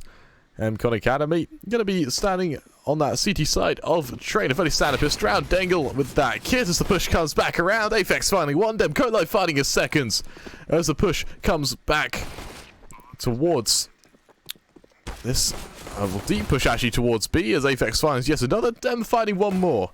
It's all on touch. Can he win? We'll have to see. As the swing comes wide, Aphex is going to tear his head clean off, and Glitchtech Primis. What an opening of Train fighting this first round. Team mCon, we'll have to see what they do next. Yeah, I mean, this is quite the start for Primis. The precedent has been set. You can only hope now that they'll be able to pick up a couple more rounds at least and try and deliver. Heading into round number 2 though, mCon are just going to be on an eco, nothing too special for them. And they'll be looking to try and pick up a couple of kills, but with USPs it's going to be quite problematic as Glitchtech Primis will try and make their way out of A. They've got some Ivy presence as well, which could be a problem for the mCon Academy side. As USP's shots all spam on out as they'll fall back and realise quite quickly that they are stacking towards A, but they will choose to go towards it. Executes are through, the smokes are out, the flashbangs all comes through, and it'll be Glitchtech Primis attempting to take this A bomb site. And as Zydex trying to hide on top of Blue Train there, he'll instantly be taken down. Dangle there to trade though, as Aphex gets one more say as he takes down Psych. Dangle fighting a second actually as he finds Flare. Turning back around, these three USPs doing a good job of fighting all together, but as they get overwhelmed, Tasty will lead the charge, finding two of his own. As Aphex finds Touch, Glitchtech Primis are going to make it their second, as they look to kind of kickstart this T-side with conviction. Bear in mind, they recently lost the overpass match, I believe it was 16-13 or 16-14, so that's close as it could possibly get. But mCon just scraped ahead to take it. Heading to round number 3, Primis, you know, they did receive a lot of damage being dealt from the mCon side, and that will allow mCon to buy up as Pug will drop one, and for some reason, Primis, they just line up one by one. They drop Pop at individual times, and Pug will just line up 2 with no problems at all. Pulse up with a quick spam will try to find the frag, but he'll be looming towards the top of A, and that'll be a huge problem now as Aphex will find his way out. Drops the first, but still the man deficit for Glitchtech Primis as They'll be trying to find their way out onto A, but 2 Molotovs and a flashbang is all they've got to their name. As I think by now it'll be quick, easily shut down. As Zynex will line up 1, it'll be the quick tag down onto Flare VFX, and it's 2 on 4. A lovely little shot from Bengal there. Zynex to follow. Pulse out to be taken down. And mCon Academy to make their first in very convincing fashion there. Lovely few kills going in their favour. As Glitchtech unfortunately failing that little drop where you stand on each other's heads. Instead they went one at a time. And Pug, that 2K just kick-started the rounds. It kind of collapsed from there. Yeah, I feel like that was really the problem for Primis in that round. They didn't stack up, and so Pug really didn't have to move his crosshair all too much. He just let the first run into it, and then, I mean, the second one was just a bonus for him, as it'll be mCon to respond with 1. They still need to find themselves a couple more, though, especially on the CT side of Train. Arguably, this map is more heavily CT sided, so I'd say a good start for them would be 9-6, as then they'll see them pushing towards B, the grenade and the Molotov to ring on out, but actually Primis don't go through it. They'll opt to push forward instead, and it might just be that the mCon side gets charged down. Dengle with a quick adjustment, though. He's going to find Demkolai stood out in the open, but Apex lining up 1, lining up a second. Tasty Fart finding 1 as well. Pug, he'll get spammed out, but it'll be Pug with the trade. Zynex swings out and finds 1, and it's a back and forth round in which we find ourselves in a 2 versus 2. The scary highlight for this, though. What a shot from Zynex there. The scary highlight was that these 2 players are very low. Pulsar takes 2 bullets in the right places. It doesn't even have to be headshots to win this. He's going to start shifting on forward. The trigger discipline is perfect as he'll find the first. Smoke goes down. The tap comes through. Spamming into that smoke, trying to find the last. Pug is sticking it. Pug is holding it. Pug's going to win it.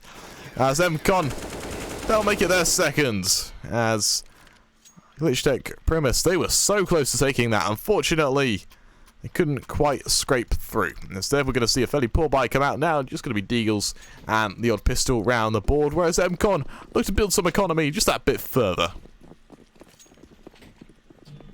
Right, and of course, mCon, you know, they'll be looking to try and find themselves a couple more rounds. Now they've got that advantage in that lead. They'll be looking to find it touch lightning fast. He won't find the frag, but that's 90 health done in the first few moments of the round. Tasty Fart will try and get a slice towards Ivy, but it's Pug to find 1 towards main, and all of a sudden Primis, they're crumbling, admittedly, on the pistols, but it's not looking too grand for them. Flare VFX finding the headshot in the end, but by the look of things, mCon will overwhelm the AK reigning supreme. Zynex chiming in with 1, and it's all on Tasty Fart. 1 versus 4, and to be quite honest with you, I don't think there's a way in hell this man wins the round. Especially with just a Tech 9, no armor, no utility against a fairly Wellica, and that nade just says it all, doesn't it? He's taking damage before he even spots anything. Making his way into Pop Dog. Maybe, if he's lucky, he'll be able to catch out 1, but Pug has had enough. He'll hit 4, as mCon hit 3. And for Glitchtech, they're going to go onto a buy to try and stop this game, or this series, from spiralling out of their control.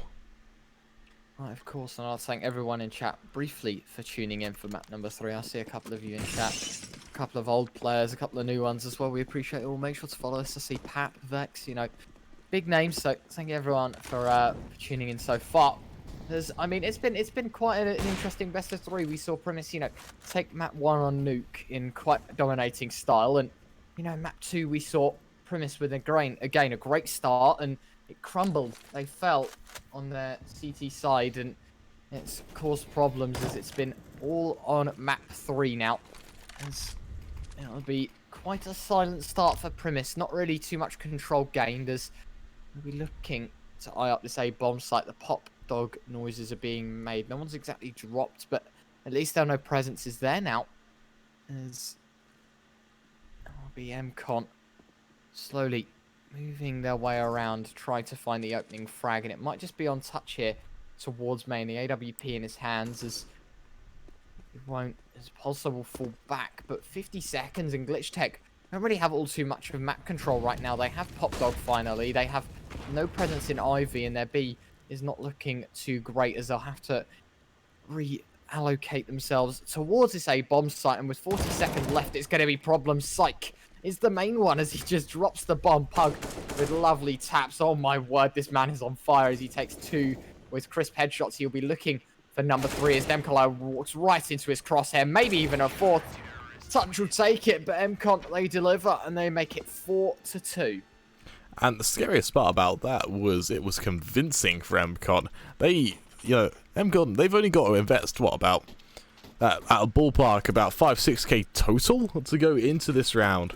As Glitchtech are just going to be hovering around Deagles, nothing too extreme, as mCon, this is their chance to pull away from it. We'll see an early swing from Pulsar, trying to tag down Touch, but no kill found just yet. Instead, it's just damage.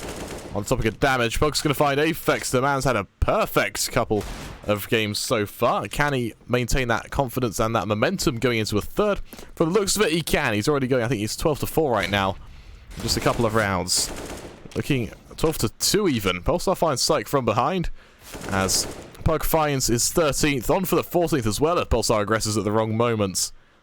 Remaining players from Glitchtech, though, Dem able to take down Zynex with the aggression early on. Pug finding one more, almost on for his 4k, but Dem will put a stop to that.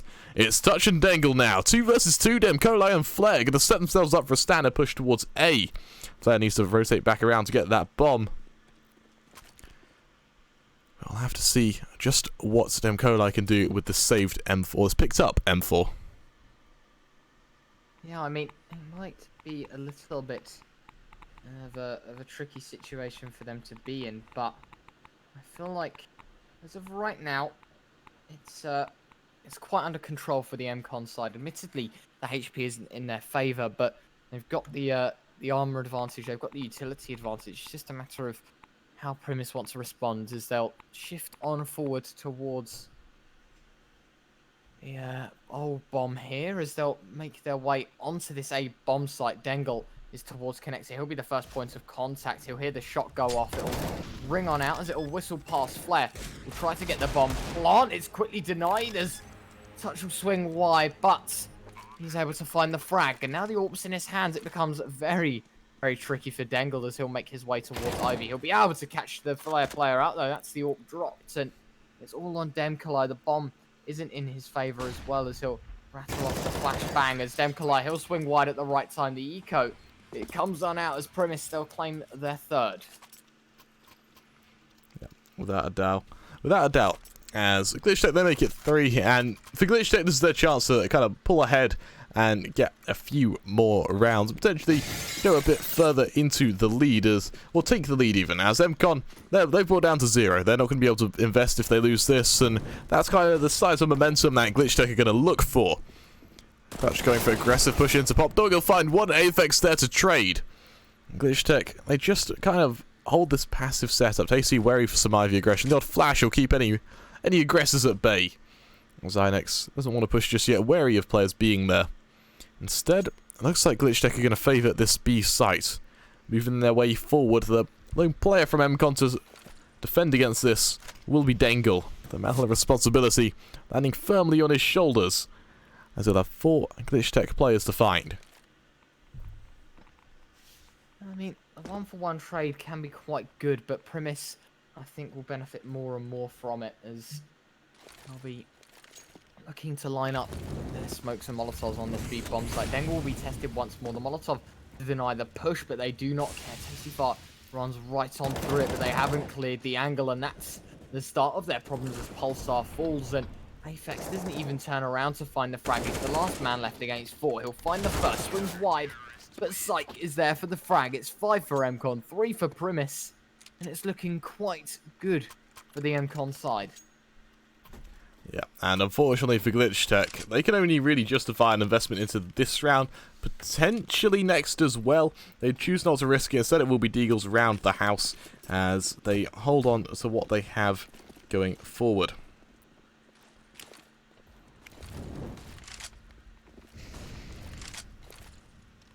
And these Deagles, they've been pretty good before. We have seen them find some heads, as I say that. Aphex will find Zynex, but Psych is having a farming session. He'll find 3, looking for a few more. So it's all on Pulsar. He'll try to back away, holding onto the M4, but Dengle won't let him. That's a 6th secured for mCon, and potentially a chance for them to spiral out of control. Glitchtech, they're going to need to win this buy round just to keep this kind of round difference honest, to keep them money for mCon kind of reduced, and to keep them in the runnings for winning the half. Yeah, they need to keep this tempo and stability up heading into the later parts of this first half. And on the looks of things, they are trying to do so, but Primis will test their A-hole as we're getting on out towards A. Taking off to find the first. He's looming around as Zynex will be quick for the trade. He'll find 2, make it 3. In fact, this man is great on this A-bomb site. Shuts down everyone. And that is just... I mean, mCon have absolutely wiped the floor. Yeah, and on, I say mCon, it looks like it's going to be Pug, the man who's been wiping the floor. 17-3 in just 10 rounds. He is having a phenomenal game right now. Polestar looking to aggress again with a deagle, but Touch will take him down instantaneously. And for Glitchtech, it's going from bad to worse. They're going to set up again for another push towards B. This like Dengle, he was aggressive before. Now he's all the way back towards Connector. He's holding as far back as possible. That means that Glitchtech, they don't have the utility to push either. It's just smoke and a few flashes. A nade from Touch as well might be perfect. Not quite landing though. As the push comes out, the swing comes forward. And Molly will prevent that's too much of a swing. Demko like finding Dengle as they're forced to aggress. The player's trying to cover this, is trying to find that AK. As Util rings out on either side, it's a lovely shot from Psych, finding one, almost finding a second as Tasty is put down to just 5 HP. The Psych will keep moving forward. Aphex will find him. Aphex looking for more though, as he'll find Pug as well. Zynex will find him. It's all on Tasty. 5 HP to his name. Touch swinging wide. Touch also going down to 7 HP. This is so close on either side. Touch with a deagle in hand himself. Let's have that bomb. The swing comes out. What a shot as he'll just win that. Scraping through and securing an 8th round for mCon. No, mCon. mCon. God. mCon. We'll get. I do apologise so much for the mCon owners. We've just heard their org that they've put, you know, months, maybe years work into just get butchered throughout this series. Well, It's fine. We'll get a better caster for next time. yeah, well, they'll get you instead. Yeah, no, I'm joking. But still, I mean, it was a good round for you know, mCon to find. I think it was a little too close for comfort though. That was an eco round, may I remind you. That was it was unreal how close that was. I mean, to be fair though, they do make it work in the long run, and rightly so. It's been quite the game so far, especially with mCon leading by such a distance. I feel like for this game though, this best of 3, it's gone the distance in terms of that as well. mCon, I mean, they're delivering right now, but Primis, they might just be able to return the favour in the later parts of this half. But I think this is about time I shoot this question. I'm not sure if Kremer asked in map number 1, but chat, let me know your predictions. Let's see them. What do you think this map's going to go? It's obviously 1-1. Who do you think is going to take this one? mCon or Primis? Let's get the hashtags in the chat. Hashtag mCon or hashtag Glitchtech in the chat. We'll cast your votes and see exactly who you think is going to win.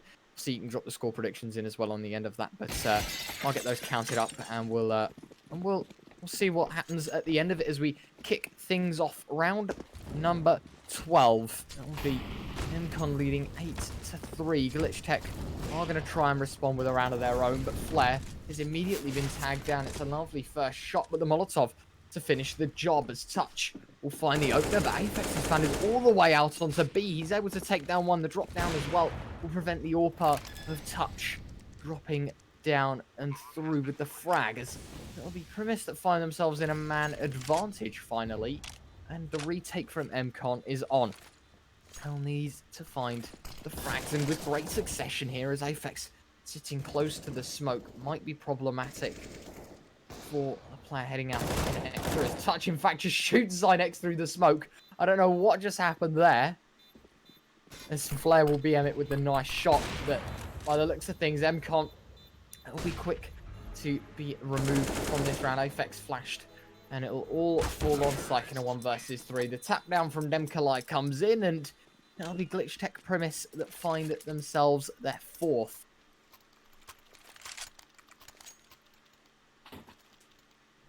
And it's a 75% vote in chat right now for mCon winning this one. So do let us know your predictions once more. We'll add those on as we kick things back off with round number 13. A successful round for Glitchtech Primis, but they've got to be cautious with their next steps. As Tasty will drop the flashbang, won't do all too much. Dengle taking the aggressive stance as he'll dink Apex down to just 10 points of health. But he will be able to escape. And now, the man with deficit will run into a few problems. But the HP arguably basically even in this scenario as Primis will make their way over to this B-bomb site. Utility being dropped as the smokes and the flashes are to follow the Molotovs. Will try and drag these few players out on this bomb site, but nobody will be home for the mCon side. Dengle was the only man to be on it, and to be quite honest with you, they haven't done a great job in that either. Demkalite has just shot his teammate Aphex down to 1 point of health, but Tasty Fart will respond with 1. Zynex with 1, 2, and 3. This man is on fire as it's just Flare in a 1-on-3. The spam comes out. He'll able to claim the first and pull off as well. He'll be able to get rid of the bomb diffuser, but Pug tapping away through the wood. It's going to be problems as he drops down. Zynex is removed from the round as well. And all of a sudden, Flare, he's in a 1 versus 1. This was a 1 versus 3, but Pug, he'll just be able to find it, but he has no kit. It's Flare VFX to find the 1 versus 3 and Glitchtech Primis. They find 5. That was a great round from Flare there to secure that 5th for Glitchtech. Very well played from them. Especially, so I love that Glitchtech do. It's just something you see very few teams do, especially at this level, is they never take when you take B on train, the first thing you need to do is push forward to connector, take back line control. Whereas, if you just get the site and then head back up to ramp and upper, it just takes 2 smokes and you're trapped at your own site. So I love how aggressive they are once they get that site, and it works wonders for them, especially time and time again. We see them getting so many kills on retakes just because they have that back line control. It means mCon, they constantly have to fight for every bit of ground they take. On another note though, Tasty's going to find Psych as he aggresses towards Ivy, as Dem's going to find Touch as well, coming out of main, and unfortunately, Damn, what a shot onto Pug there. That's pretty much the entirety of the eco from mCon shut down. It's all on Dengle. It'll end fairly soon. Unfortunately, they won't be able to have that AWP going into next. Not that it matters, though. Glitchtech, they're still in this, and they're looking to make it close.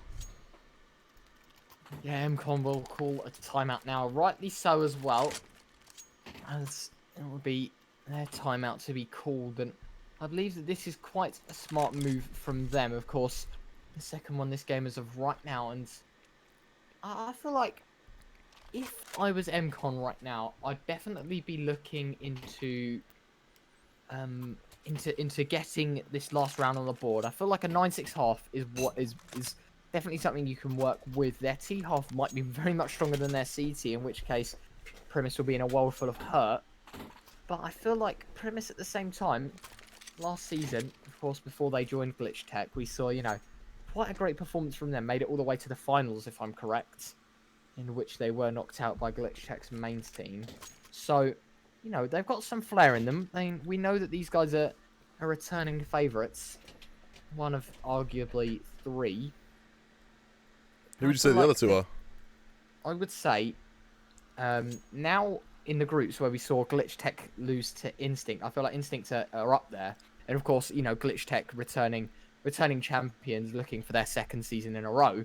I feel like it's hot contentions in which I would put Primis, arguably, I'll put them top 4. mCon, I mean, statistically on paper, I wouldn't put them in top 4. I'd say definitely top 8, as they've obviously proven to me today in which they've been in the quarterfinals. But I feel like, you know, now I've seen them get a map of Primis, I feel like they have what it takes as well as, I mean, map 3, it'll definitely be the proving ground for both sides.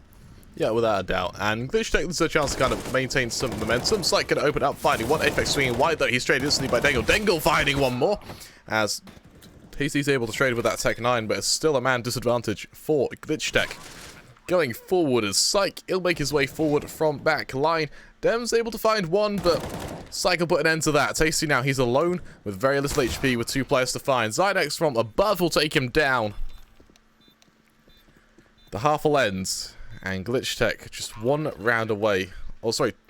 My apologies, mCon won that. They hadn't switched just yet. mCon with a advantage going on to that T side. Glitchtech just 3 rounds away from coming back, and in the grand scheme of things, they do just need the pistol rounds, get the anti-eco, and then find the final round after that for it to be tied back up. So a lot of pressure is on this pistol round. Can mCon take it?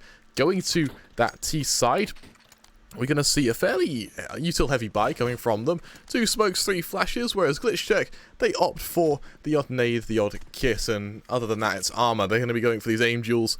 We'll have to see if it can pay off, though. Yeah, and I mean, round 16, the second pistol of the game is going to be the most important one, as Aphex will drop Psych in the early stages. Flare. Oh my god, Flare! He's an absolute monster. He takes down 2 through the smoke, looking to make it 3 as he keeps on tapping the bomb from Pug. Is going to get planted, but Flare, he has 20/20 vision through these smokes. He's able to deny 3, and it's all on Zynex. 1 versus 4. It's not looking all too likely. He's going to pick up the first frag. That's Tasty Fart that falls, but he's still got to replicate that 3 more times, as he's only got a minute left on the clock as well. It's a lot of time to work with, but with this looming, I feel like mCon, they will secure, or rather Glitchtech will secure themselves 7. Yeah, and if a Glitchtech, it's almost like they threw up a flare and saw everything through that smoke, because the man himself, a lovely 3k, having not seen any of his opponents. Zynex alone with, wow, that bomb and very little HP remaining. Flare just trying to tap at his feet. It'll swing wide. Nice little bullet to the skull. And a 7th round secured for Glitchtech. These teams are pretty much neck and neck right now. It does come down these like subtle adjustments from either side if they want to take it. We saw on Nuke, it was probably the most one-sided, whereas Glitchtech, I think they took it 16-10. We had a 16-13, and now it looks like the spellings of either an overtime or an even closer game than that. That's 9-7, the scoreline. That will be quite the problem for mCon now, especially with Primis picking that round up with such dominant fashion single-handedly from Flare. I feel like mCon now, they need to respond quickly. Things might just go level, in which Primis, you know, we've seen them time and time again respond with arguably some great plays themselves, as Dengle somehow will find his way out Pulsar with a quick trade, as Dengle finds himself 2 with the Glock, and in fact, it goes level once more. Zynex has picked up an M4A4 as well, as the double nade will come in, but the bomb is planted. Zynex is behind the E-box. The 1 versus 2 will be needed. The flashbang in his hand as well. He might just be able to catch out 1. The flashbang goes over the top, swings wide, but nothing will connect. Aphex will drop him, and it'll be Glitchtech Primis to pick up 8. Yeah, and that was closer than it should have been for Glitchtech Primis. That should have been a very clean mop-up. We're going to see a little pause come through. Looks like it's going to be a technical pause to follow, as we'll see it just is technical, so we'll have to give him a moment to quickly sort their stuff out. mCon, what an eco from them. They went in with just pistols. They got Deagle here or there, and they're able to take down 3, able to get a plant. It means their buy goes, this one's going to be really, really comfortable. The technical pause is because Aphex's dad has hit him. We shouldn't laugh at that, but I suspect there's probably some more. It's probably another reason as to why the pause has come on through, so please bear with us, folks. I mean, Primis showing quite the dominant start on their CT side, but referring back to what I said earlier, mCon, you know, only being in my top 8, arguably, you know, I expected him to finish 4th to 8th. At least that would be my prediction. I feel like they're really showing up. You know, this buy round might determine exactly what's going to happen for mCon, if Primis will make their way through, or will mCon prevail. I feel like, though, if we could, if there was 8 teams and we could let through 5, I feel like these 2 teams would definitely be the fifth team that I'd put through. Of course, sadly, it doesn't work that way in tournaments. Excuse me. But you know, both sides showing exactly what they're made of, as things will get underway once more. Primis no longer have a technical timeout, and mCon will be looking to try and extend their lead once more. Yeah, again, it's going to be a fairly convincing buy round, because the winner of this is going to be on par, or will hit double digits, and so For Primis, they're going to want it considering the state of their buy. mCon, they're going to want it considering the state of their buy. Flair, he'll take down Zynex early on, and this aggression is just what they need. And Flair, he'll be able to trade as Psych finds Aphex. More importantly, he's able to get away. 4 versus 3 now for mCon as they make their way forward towards main. Glitchtech, having established B upper control, aren't showing any more presence, meaning they are left guessing. Pulsar pushing on forward. He'll spot Pug. It's so messy on either side, but Pug just scrapes through on that little aim duel. Dengle's going to find Tasty, and now this push from Glitchtech has melted Demko. Like he's able to find Dengle. 2 players left, one of which very low. Flair as well. It's going to be very, very low in connector, and Molly could spell the end of him, so he won't be able to escape in time. As through the smoke touch is going to find Flair. It's all on Demko. 1 versus 2. Both these players are very, very low. Issue is, though, both can shoot back. A flash goes off. The flash is actually going to hit Demko in the smoke, which could spell the end for him. With his location, no. He'll spot the first, turning back around, realizing there's a second to be found. Pug making the sprint towards B. Able to get down in time. He's got a molly and a nade, so that's going to prevent a push from Demko. He'll punch in those numbers. That bomb's going down. Glitchtech are going to have a lot of woes going forward into this retake. Demko just shifting on forward. Pug, he's taking his time. He's going to thoroughly make sure that no one's come up from Pop Dog for turning his attention back around to Demko. It only takes 1 bullet for him, but Pug, 1 to the skull will be enough as well. Oh! On the topic of 1 to the skull, there you have it. Pug tears Demko's head clean off. The man is unstoppable right now. Going 21 to 9, and for mCon, I almost said mCon there, we cut ourselves off, we're getting better.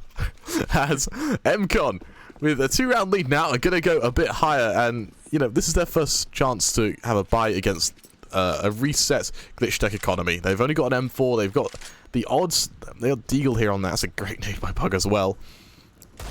And for mCon, if they can take this convincingly, they can look to really start pulling away. But as I say that, Tasty will find one, Aphex will find another. Pug there to trade. As Ivy control comes on out. It's looking fairly convincing for Glitchtech, as there's no real map control gained. Flair towards the side of main, he'll be able to take down Dengle. The trade comes through from Pug, but it's still at a man disadvantage. Right, and now, all left on Pug as a quick frag will fall in Aphex's favour as Demko will put Pug to the grave once more, as Glitchtech Primis seem to be trying to level things back up as they are still 1 round down, but things could work out here, and this could be spelling problems for them as they will have to eco this round as mCon, excuse me, sorry. Bless you. mCon, thank you, are on an eco once more. The Deagles and a Tech 9 being invested, as well as 2 Glocks, will spell some trouble, towards this player on Ivy, but I don't think it will go any further than that, as Dengle will lead the charge. The Glock spam coming out, Tasty Fart to drop 1, to drop 2. Might even be able to find a third, but Touch will be able to claim it. And now mCon, with a 1-man disadvantage, will just be able to hold on, but I don't think much more will be done. The flashbang coming in, Pulsar getting quite close to this smoke as well with the auto shotgun. Could spell problems for the mCon side as it begins to fade, and there you go, Pulsar with 1, swings wide, and it'll be a quick headshot from Pug, but still a lot of work to do. Yeah, and with just 2 Deagles, no armor, the only real thing they're going to be after right now is the odd pick here or there. I can't see them winning this, especially with Glitchtech, with the knowledge they have of their location. The push will come on forward, but if they get CT, Aphex will be ready. If they go towards Old Bomb, then Demko will be ready. As Aphex finds 1, it's all on Pug. Demko's going to shut him down, and Glitchtech, they'll tie us up 10 to 10. As we hit round 21, it'll be a full buy on either side. Flair holding on to that MP9, looking to play bonus. That is going to be the only real player with a non-upgraded gun in this 21st round. Of course, and with things tied up once more, mCon are going to have a little bit of trouble on their hands. You know, the momentum going in Primis. Oh, that util. Yeah, I was about to say, Pug has been absolutely annihilated due to those grenades, and he'll finally be finished off as Tasty Fart will find the frag. And now, mCon, they're sitting around, and I feel like right now what they need to change up is their aggression. I feel like they need to get a lot more close and personal to the Primis side, and hopefully we'll see that now as Psych is getting very close to Flare, but we'll be for Top Dog as it'll be Dengle to swing wide and find a frag as things go level once more. Aphex will swing wide as well and find Psych, and it's all in Glitchtech's hands right now as they'll extend their lead to a 2-man, and Zynex will be able to tap out one, but it's a 1 versus 4, and Tasty Fart will be quick to shut things down. Glitchtech finally taking the lead, and while we can, I want to quickly highlight the util damage, especially on the mCon side. Look at that util damage, and that isn't from lobbing a nade towards A main or like tossing a nade towards center site every round. It's from like set executions that go out. It's from reaction utility as well, which is the hardest utility to master.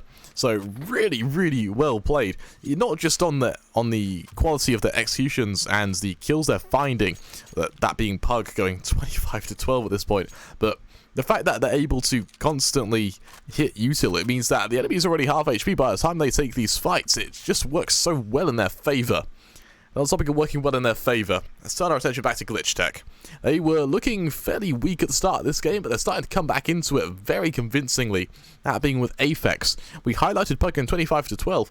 We've got Aphex going 24 to 15, also having a phenomenal game, doing extremely well for his team, and Aphex, he's also the in-game leader, I believe, so not only is he good in the sense that he's leading the team from the front, but it means that a lot of his kills, and we've seen a lot of his kills, they come from setups where he's in the unfavourable position, where he's going to be the one who gets killed first, and he's supporting his team every time. The fact he's just winning these Angels makes it even better for Glitchtech, lining them up to get more rounds and potentially run away with this, especially with mCon on just Deagles going into round 22.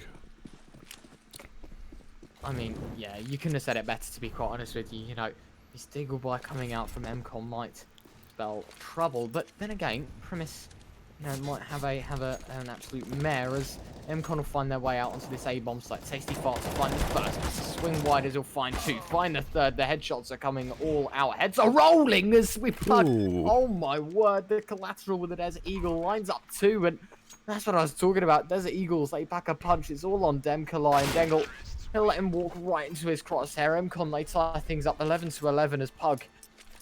Oh my word, was that a shot? I don't think even Pug thought he'd hit that for a second.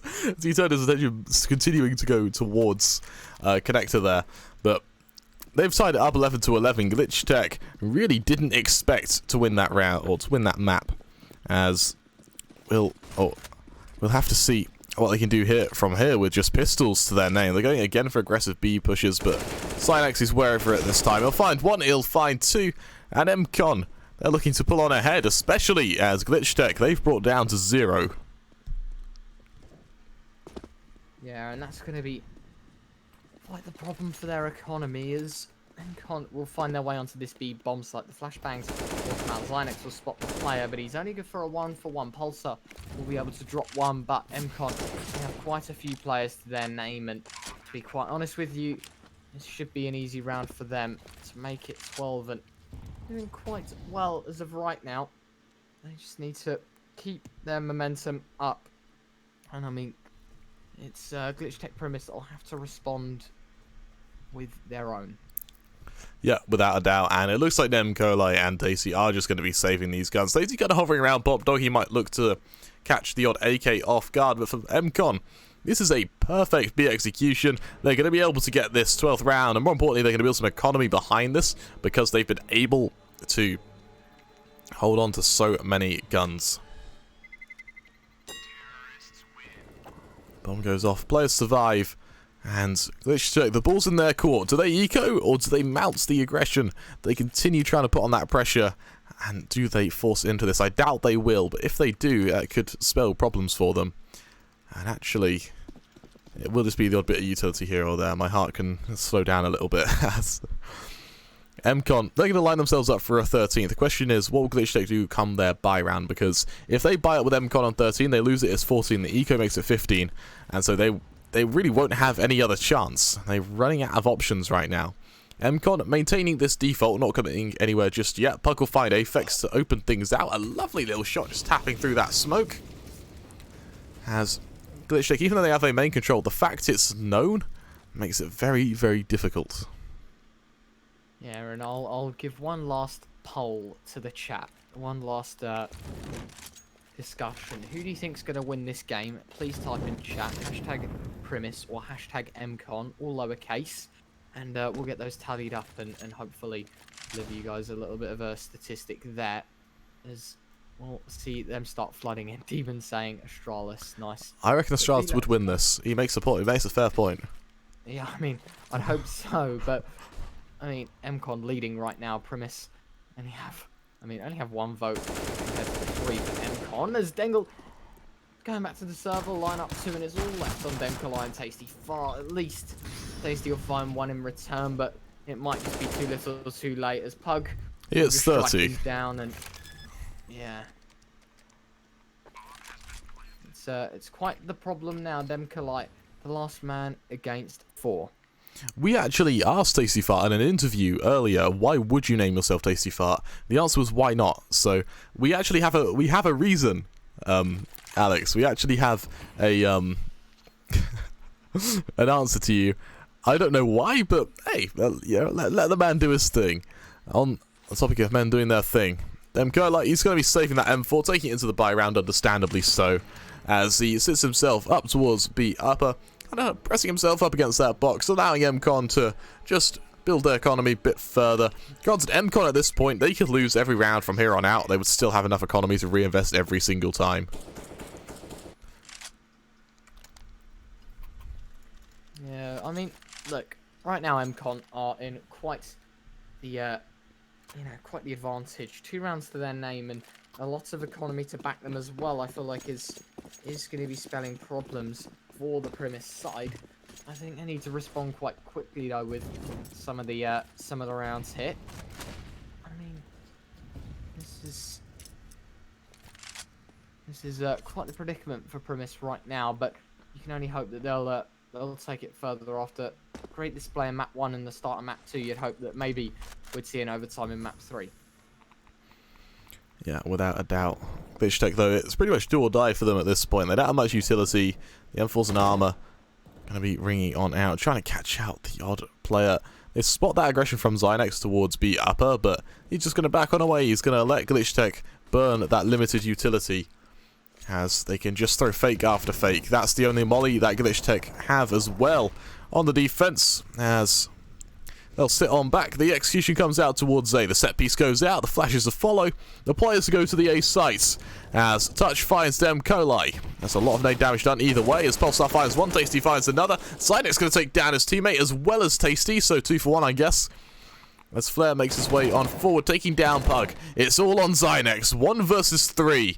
Pulsar coming up from behind is going to spot him, as that mCon player will be taken down. The Dutch only leading by 1 round now against this English side, and we are really entering the kind of dying breaths of this game.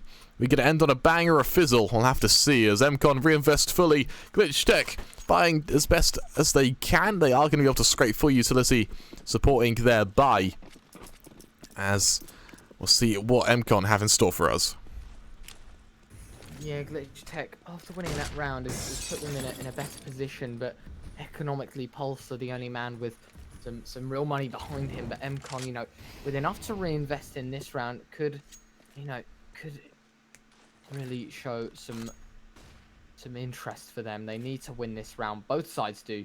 As Glitchtech will try to build up their economy, as the smokes and the flashes will go in over Ray, as there'll be Primis that have to defend against a bombardment of utility on this A bomb site.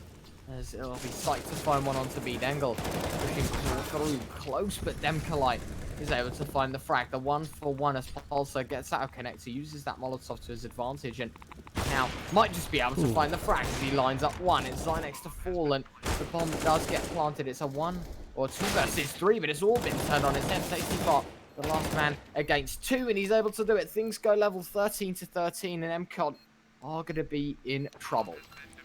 Yep, they're going to have 1 more buy left in them before they're going to have some woes ahead of them. And unfortunately, they buy here. They're going to buy down to about 2k. Glitchtech hit 14. If they lose this, they're going to have such a poor buy. As Glitchtech hit 15, it'll mean that it's... or 14, then 2 hit 15. It'll mean that they have no room for error. They have no margin if they lose this. Same can be said for Glitchtech, though. Both teams with no economy behind them whatsoever. However, Glitchtech, they are going to be setting themselves up for a standard double AWP setup. We'll see where the aggression comes from. Dangle, he's wary of that push to come through from Flare. However, an MP9 at that range doesn't really work, so I doubt he'll be pushing. He'll just be playing for info. He'll be sitting back. And the Sopica sipping back. Pulsar and Tasty, this double AWP comes in perfect. Psych and Touch are going to fall. 3 players left for mCon. What can they get done? The MP9 swings wide. I said it was ineffective, so it was messy. But he still gets that kill onto Zynex. The flash assist goes to Aphex. And mCon, they've just been dismantled. It's 2 players remaining against the full force of Primis. Yeah, they're going to have some interesting words. Hopefully they'll call a timeout and reset. I feel like if they are to try and go for this round, a bomb plant would be necessary for them heading into round 28, especially considering the fact that they have no money as well behind them. Bomb plant will be desperately needed, in fact, as no one having money on the mCon side, as Aphex will drop the Molotov and try to prevent these pushes, and with 30 seconds left, mCon, their hands are tied. They have to go towards a bomb site, and quickly they choose the A bomb site to be the final destination, as maybe, just maybe, we'll see them try and get a couple of frags, but I mean, I don't see them winning this round. I see Primis taking this to 14. Do they win the game? I don't know right now, as the time will expire, as mCon will decide to save. I think that's a smarter play to make, but by the looks of things, it is going to be problematic. mCon a round down now, heading into round 28. Yeah, and more importantly as well, for mCon, they save that AWP and they save that rifle, which means they can get these opening picks. They can try and dismantle Glitchtech in the way that was just done to them. They are by all means not out of this, but they can't make any mistakes. Glitchtech leading 14-13. If they eco this, then they're giving Glitchtech a 15th. If they force, then they lose, then they're literally giving Glitchtech a 15th. It's just looking so difficult. And mCon, judging by their buy, they're going to be semi-buy, just getting the odd deal here or there, assuming that the AK and AWP can do all the work, and then assuming it goes at 15-13 and or 14-14, they'll still have the cash to buy. Yeah, I mean, Demons just questioned the pause rate, the 6 pauses at a minute each. I feel like that is quite extensive, but it's also a good question to ask. Demon asking the right questions. I respect that. yeah. I think the max pauses I've ever seen was 12 30-second pauses, which I assume is a preset, which is why there's 6 1-minute ones here. Who knows? Maybe it's in the rule book. Maybe that's been something that's been there for a while that we just don't know about. I mean, who knows? 1 minute is too much. Maybe. I don't know. You'll have to talk to Banda, get it changed in the season rules next season. But this season, I guess that rule shall stay, as mCon, as you mentioned, will be on the eco buy with the exemption of the 2 players that saved last round. As Molotov dropped towards Ivy. No real response for the mCon side, playing very slow in this round, trying to play for the map control. Evening, I've never been watching this league. How does this skill compare skill-wise? It's quite low down. It depends. It depends how skill. ESL, they have their weekly cups, which opens when you want. This is that same skill level. Anyone can enter. It varies in skill. If you're looking like ESL Pro League, well, it's the fact that professionals versus amateurs. As we say that, Execution comes out towards 8. Flare finds one. Dangle finds another in response. Tasty is all rings out, and it rings true. So he finds yet one more. Demcolo finds another, and Tasty will make it 3. A little shot to Dangle, and 15 secured for Glitchtech Primis. Actually, to expand on how does it compare to ESL, the way you see leagues is that there's always an entry to get into leagues for at least better tier teams. There's what we call open leagues, which are, again, open cups. Phoenix is open. ESEA open, for instance, where you'll have anything from really good teams who want to just go straight up, or smaller teams that just want to practice. This is just like that. And again, mCon, it could be a last hurrah as they push out towards the same site. Pulsar takes down Dengle to open things out, but the four-man roster do make it towards the site. Touch able to trade onto mCon as these AK bullets continue flying through this smoke. No kill found just yet. It is just tickle damage found either way. As we do hit a bit of a lull. Pulsar turning his attention towards Red Train, missing a shot onto Touch. As Tasty looks to aggress as well, these two orbs. See how effective they can be on the push. Psych finds Aphex. Touch finds one more. Touch lines up a second. It's all on Flare. 1 versus 4, making his way towards center site. He'll find one, but Pug, it's back 10 ringing true. This will take him down. And mCon, they're going to hit 14. Are we going to overtime, folks? This is the round that decides it. Yeah, I mean, mCon desperately needed that round, and that's the pace that I wanted to see from them. It might be too little too late, but that quick aggression that we saw from them is, I feel like that's something that they need to repeat.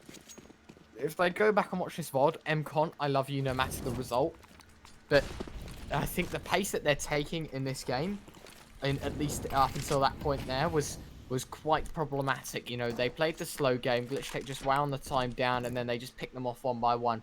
It was no problems at all. As for the Glitchtech side, they are delivering it the way that they want to. Found themselves at 15, but mCon trying to fight back, as this might be the round to take it to overtime. I said an overtime might happen in map 3, and I think Austin, one of our moderators, called it as well, so you never know, it might just happen. mCon 14, Primis 15. Yeah, Pulsar towards main. He's going to spot that player jumping across. He doesn't ring out a shot just yet. Did Touch spot him? We'll have to see. He may be waiting for a flash to go through. It does. He jumps up. He'll spot Pulsar doing damage, but no kill found. And mCon, they just need to be so careful right now. A kill in either way is going to be cataclysmic. And Pulsar, he aggresses, finding Touch, turning back around, looking for a second, missing the flick, but him still surviving is enough right now. They'll continue shifting on forward, aggressing towards main, turning back around. Dengle just jumping up, trying to ring out shots. Eventually he'll find Pulsar as it goes into a 4 versus 4. mCon Academy, they turn their attention to the B site. The site's delayed. There's 20 seconds left of the round. Can they do it? Cycling the charge, coming out wide, trying to swing forward. Flare going to be spotted. Flare taken down. Push comes through. Aphex there to trade. Aphex has had a great game so far. Can he find more? As more shots to T ringing on out. 10 seconds left. Zynex trying to hold. As a nade goes down, that'll be the end of Aphex. 2 versus 3. The swing comes out. The AWP Tasty, he is holding for a push. He'll jump on up. Zynex ringing out shots to spot the shadow, taking down mCon. It's all on Tasty. Are we going to overtime, folks? I think this is the beginning of the end for Primis. 1 versus 3. Tasty fires off a shot, but the bomb is too far ticked. mCon, in times of desperation, they're able to pull things back, and they take things to overtime in map number 3. It is going the distance. Oh my word, mCon with a great comeback, and you can see on the scoreboard, look at the frags, it's going all over the shot. You can see there, Pug 31 to 15, Tasty Fart 30 to 20, both sides putting in their effort. Chat, let us know your predictions. Who do you think's going to take this one? It's gone to overtime in map number 3. This is exactly what you want to see. Let's see some hype, let's see some Pog ranks, let's see some lobbies in the chat. Let's see it all, chat. Let's get things going. A timeout will be called from the Primis side, as it will be an interesting one, probably, to talk about the problems that they had, and, you know, in that half, what happened, what was the main lead to them getting in this position where they're in overtime. And for mCon, this is going to be a time to relax, to reflect on the round wins that they just had, and what they did right, and they can continue bringing forward. This chat seems to be very split. I see mCon a count of about 4 or 5, and Glitchtech 1, 2, 3. So I mean, it's looking to be that chat is slightly in mCon's favor, but you never know what happens. Thank you to the 44 people watching in chat right now. That is ridiculous. Thank you to everyone there. However, we're going to get things underway once more.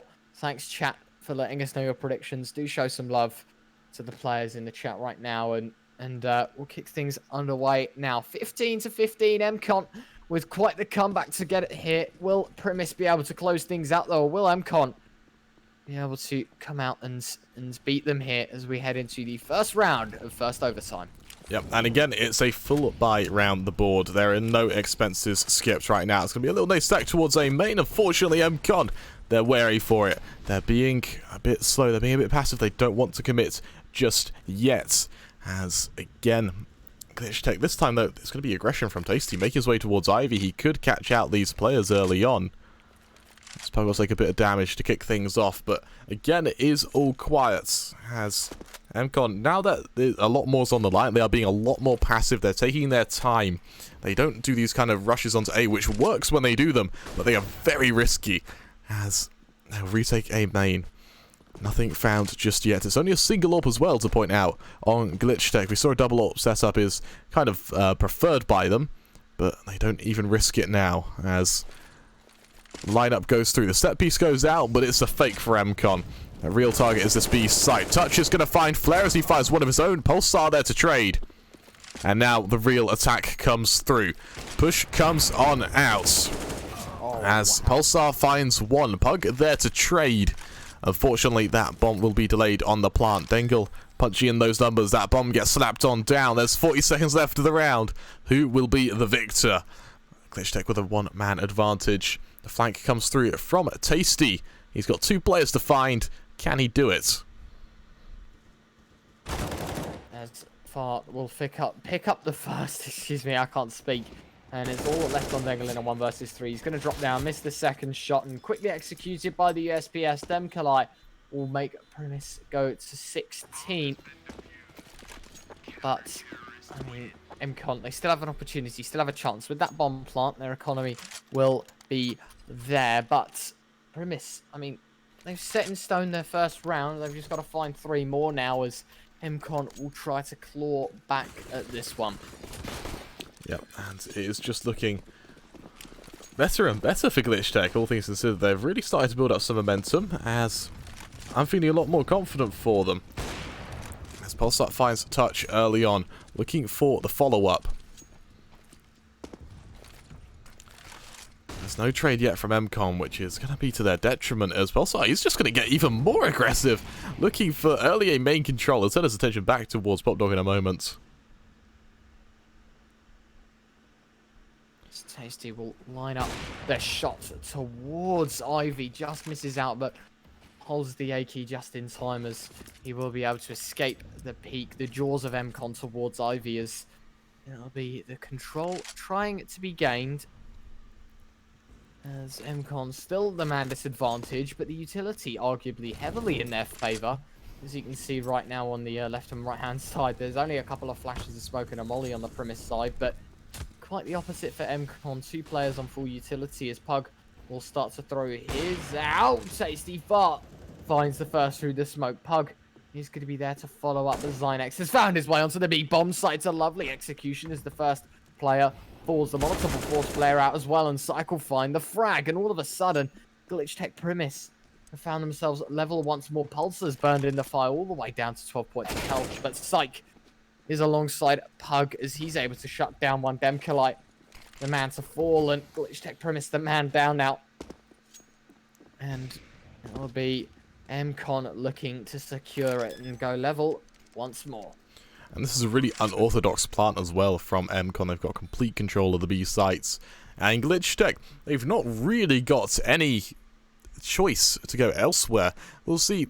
It's going to be a save of the double AWP setup as we'll enter the final round of the first half. And, well, mCon, they're going to tie it up 16 to 16. And there's no clear winner going forward. There's no one who's clearly ahead. Ryan, have you got any better prediction than I do? I genuinely can't decipher who could potentially take this. I think this is going back and forth way too much for my liking. You know, if I was on either of these teams, I'd be getting very, very anxious as, you know, the bomb will detonate and it'll be level once more. My prediction, though, if I had to put my money on anything, I think I'm rooting for mCon. I'm sorry to disappoint any Glitchtech fans, but I feel like mCon, you know, the reverse sweep is very prominent, and their CT side wasn't all bad. You know, we saw some promising stuff.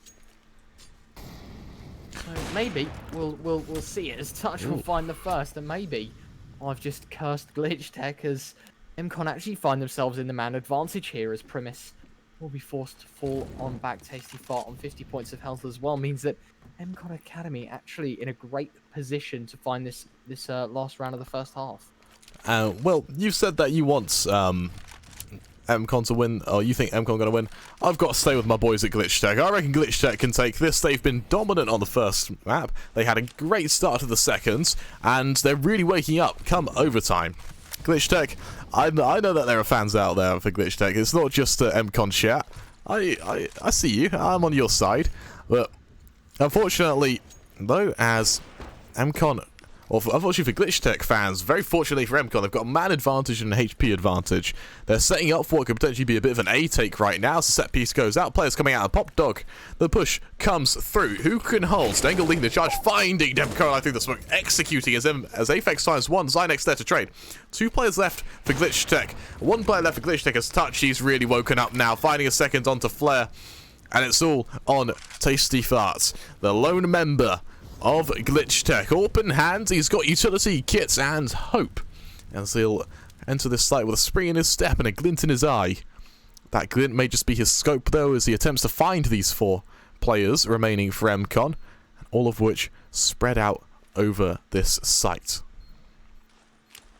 Yeah, I mean, it's not looking all too likely. The flashbang might just come out, but it'll be Touch to deny the shot. It'll go 16 to 17 in favour of mCon in map number 3. This is an unbelievable series.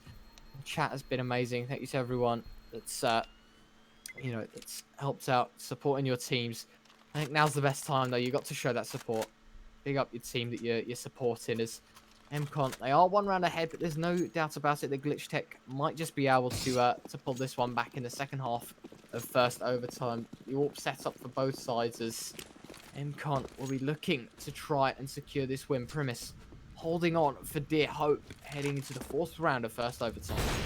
And Touch, that's a beautiful little bit of aggression there, taking down Flare. And Glitchtech again find themselves in a 1-man disadvantage.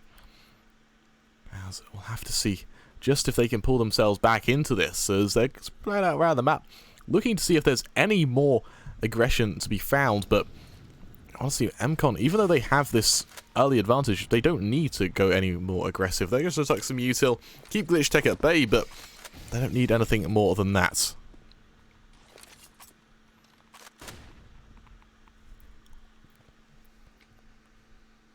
I mean, this has been a great best of 3 series so far. As you mentioned, mCon with the man advantage, since Touch with the AWP overrules Flare's AK-47 is now mCon looking to line up their 18th. This could be spelling the beginning of the end, but Glitchtech will try to respond as they'll head towards this B bomb site. The smokes and the flashes coming out right now as they'll find their way through upper the flashbang as well to try and blind at this upper push, as mCon will not stop holding the W key alongside Aphex as it'll be Touch that falls, and mCon finding one as well, and now it's spelling problems for the mCon side as mCon will find one more swing wide and he'll make it 3. It's a lovely 3-piece from him, and Pug, the only man left against 4. Problems are starting to spell on the mCon side now as things they go level once more. And that is a lovely execution from Glitchtech towards that B site. They were looking like they were in trouble that round, but they were able to shut that push down. Glitchtech tying up 17 to 17. Now, for those who are familiar with overtime, if it goes 18-18, we hit overtime 2, where it's first to 25, is it? No, 21, sorry. Then it's first to 25. And so we will have to see how long this game goes on for. Both these teams are neck and neck. Literally not a single iota separates the skill level of these 2 teams. And right now, it is coming down to micro decisions. So who can take out the other one? We'll have to see just who chooses to go and where. Glitchtech opting to retake A main early on. Bit of util goes out either side, nothing too extreme just yet.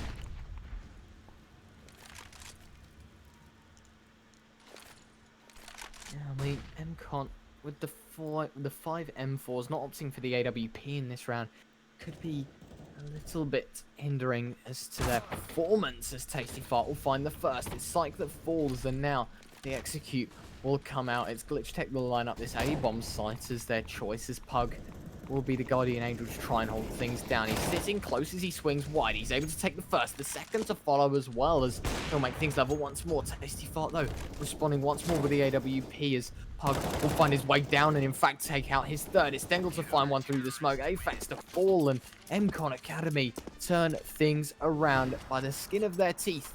They make it 18, and Primis, they need to win this round to stay in the game.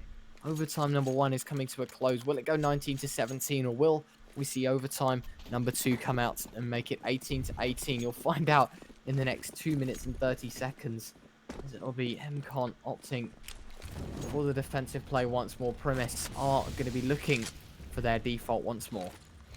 And again, it's a bit more aggressive towards A main. That they'll take a bit of early util damage either side. And then we go to double OT. Again, it could go either way. mCon looking to close this out. Glitchtech looking to draw it out just that bit further, as this has really turned into a war of attrition between these two teams. Neither wanting to commit too heavily. Flash goes out. Pop Dog control secured, as Glitchtech now line up their A set piece. As Carlo chucked that initial smoke, but the real objective is B. This is where we'll have to see the execution come forward. Aphex will be that first point of contact. Players start shifting forward. Can mCon hold? It will be down to Dengle and Touch. The mantle of responsibility landing firmly on their shoulders. As Glitchtech chuck out those initial smokes, the set piece goes out. The flashes to follow, the push to swing wide. As Aphex will show some presence, ring out a few shots, but the real objective turns out to be A. The swing comes out wide, and they've done a grand job of causing a rotation to come through here. The push will continue coming on out, as Zynex will take down Flare early on. Tasty there to trade, 4 versus 4.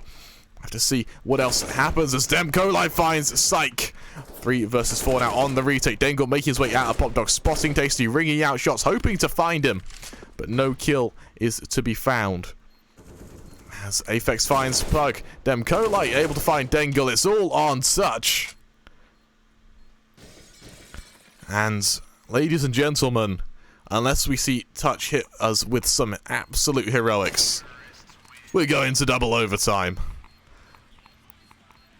And Get prepared. yeah, Sorry, I was going to say get prepared. Get your popcorn, get everything, because this is looking to be the matchup we wanted to see. Overtime number 2 coming out as Glitchtech do find their third, and now it'll be the pause coming out once more. And what's interesting to know is that pauses do not reset in overtimes, meaning that now, after this time has been used from the mCon side, teams will only have 1 pause each for the rest of this game. And arguably, if this game goes to like 3 overtimes, 4 overtimes, we could be seeing a game in which, you know, teams are going to have to just use the old-fashioned tactics of, you know, holding the pistols out in spawn and just using that time to think as well. But I mean, this has been a great series so far.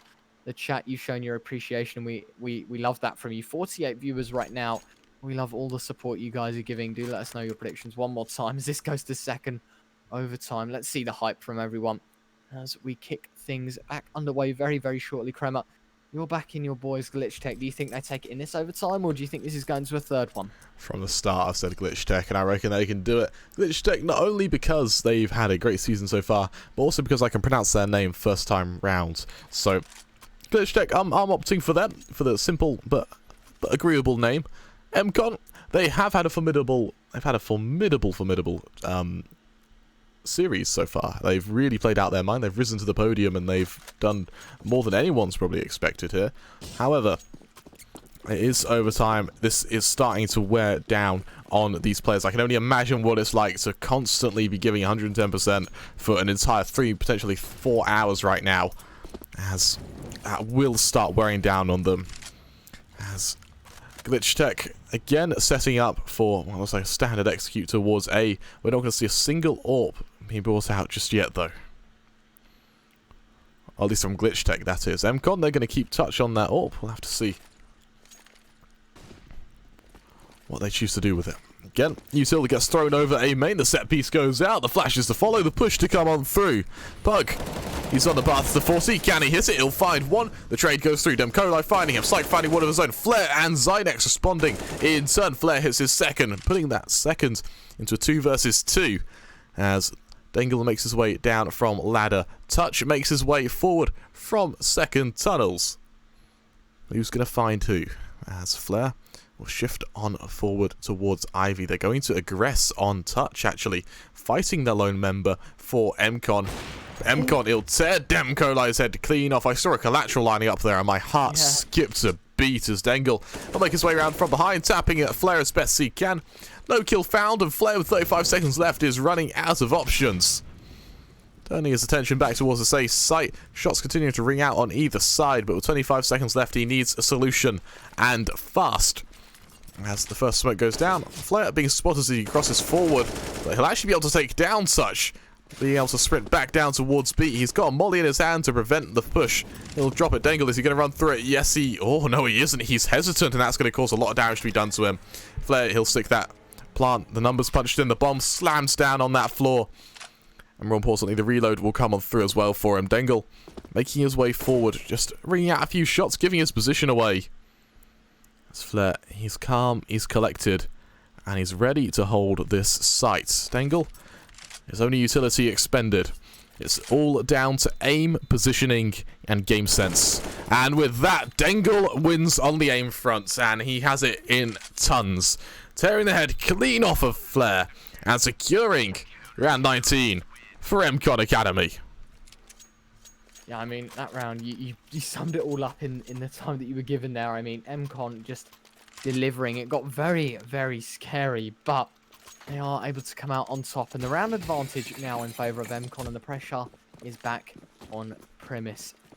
It's looking dangerous for them as well, as Touch reclaims the AWP, and Glitchtech's money isn't looking all too great in this round. They will be able to buy, of course, on the last one, but it's nice to see that, you know, maybe they'll be able to respond with one, as Dengle was the man to clutch things up in the last round, as he'll slowly peek towards B, and he'll claim the first in this round. It's Aphex that falls, and all of a sudden Primis, they're a man down once more. Flare will chuck the grenade down, Pop Dog, and he'll flush Pug out, but only doing 12 points of damage, as mCon, they seem to be very relaxed in this scenario, trying their hardest to just be as passive as possible, as Touch will claim one more, and Glitchtech Primis are in a 2-man deficit, and with 1 minute on the clock, they are going to have to start to make moves, as B site seems to be in there. A site, as it'll be the smokes and the molotovs to go on forward. Dengle will be throwing that molotov to prevent the push from tunnels, as Demkolai will clip it, and Dengle will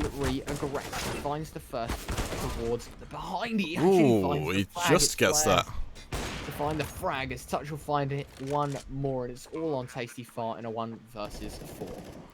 Swinging wide, Touch, he's going to make it his third.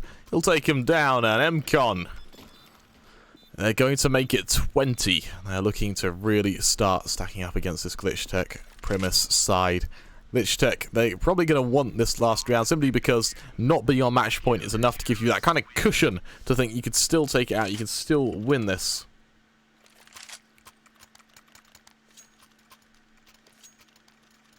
I mean, if you're Primis right now, what do you think your next steps are? You know, you've got this round, you've got to make things work, because otherwise you're going to need to win the next 3, and that's a lot of pressure in itself, as a grenade's thrown onto Demkolai. He's down to 60 points of health, and, I mean, talk about problems, that is out there, as the nade will do considerable damage. As now Glitchtech will try and find their way out onto this A-bomb site. It's Flare to find one, but it's quickly shut down by Touch, and the 4-on-4 will continue on forward. It's Dengle that actually gets dropped towards this B-bomb site, but look at the health on these remaining Glitchtech players. 3 of them are below 50 points of health. Pulsar, the only man to be up there, as Touch is actually spammed through to 1 point of health. The grenade doing the rest of the work as Aphex falls, and everyone find themselves in a 3 versus 2. The man advantage, in fact, a 2-man advantage, and it's all on Pulsar. 1 versus 3. Can he win it? That bomb is ticking down. Time is on his side. Zynex and Touch do not have HP to play with. But Pug is that scary man. He's going to be the one who taps down that bomb. As he'll look to hold it. The flank goes out. Pulsar trying to get through that smoke. He'll find one. Able to back away as well as time is continuing to tip on down. Touch suicides as Pug. Does he have enough time? Touch that suicide meant that Pug had to fight it. And you'll just be able to scrape through with enough time there. That was almost horrifying for mCon. As they're going to lead 21-18. Glitchtech, they had a good CT side towards the end of that second half. Can they do it one better? mCon going to that T side. We'll have to see what can be done. More importantly, though, did you hear the sound at the start of this round? mCon are on game point, series point, in fact, as it's the 4th round of second overtime. Chat is looking quite the intense scenario, as well as Pug will take 20 health and getting Pop Dog control, but Pulsar will drop Dengle, and now mCon with a man disadvantage in this round, as I think it's going to be quite problematic. Tasty Fast Fan is all the way up as well. Look at his positioning. He's able to find one touch though with a lightning fast reaction with the AWP to shut him down, and the man advantage still in Glitchtech Primis' favour. They need to be cautious of their next hits, however, as Pulsar will be ringing shots out towards main, but nothing will be connecting, as mCon will be looking cautiously to try and take this A bomb site. And Demkola, he's pushed very aggressive right now. He will be the only player. If he falls, there's no one there to trade him. So for Glitchtech, that is a very risky position to have, especially if he falls. But mCon, they haven't forced him just yet. They haven't spotted him just yet, as he looks to just mush his face up against that box and hope he isn't found. As Zynex will be leading a bit of a fake towards this B site, as Pulsar will find touch through Ivy. mCon, it's looking dire for them now. As Pug will make his way out of Pop Dog, sorry. Dem's going to swing wide. He'll find two. He'll make it. Oh, he'll find one. He'll make it two.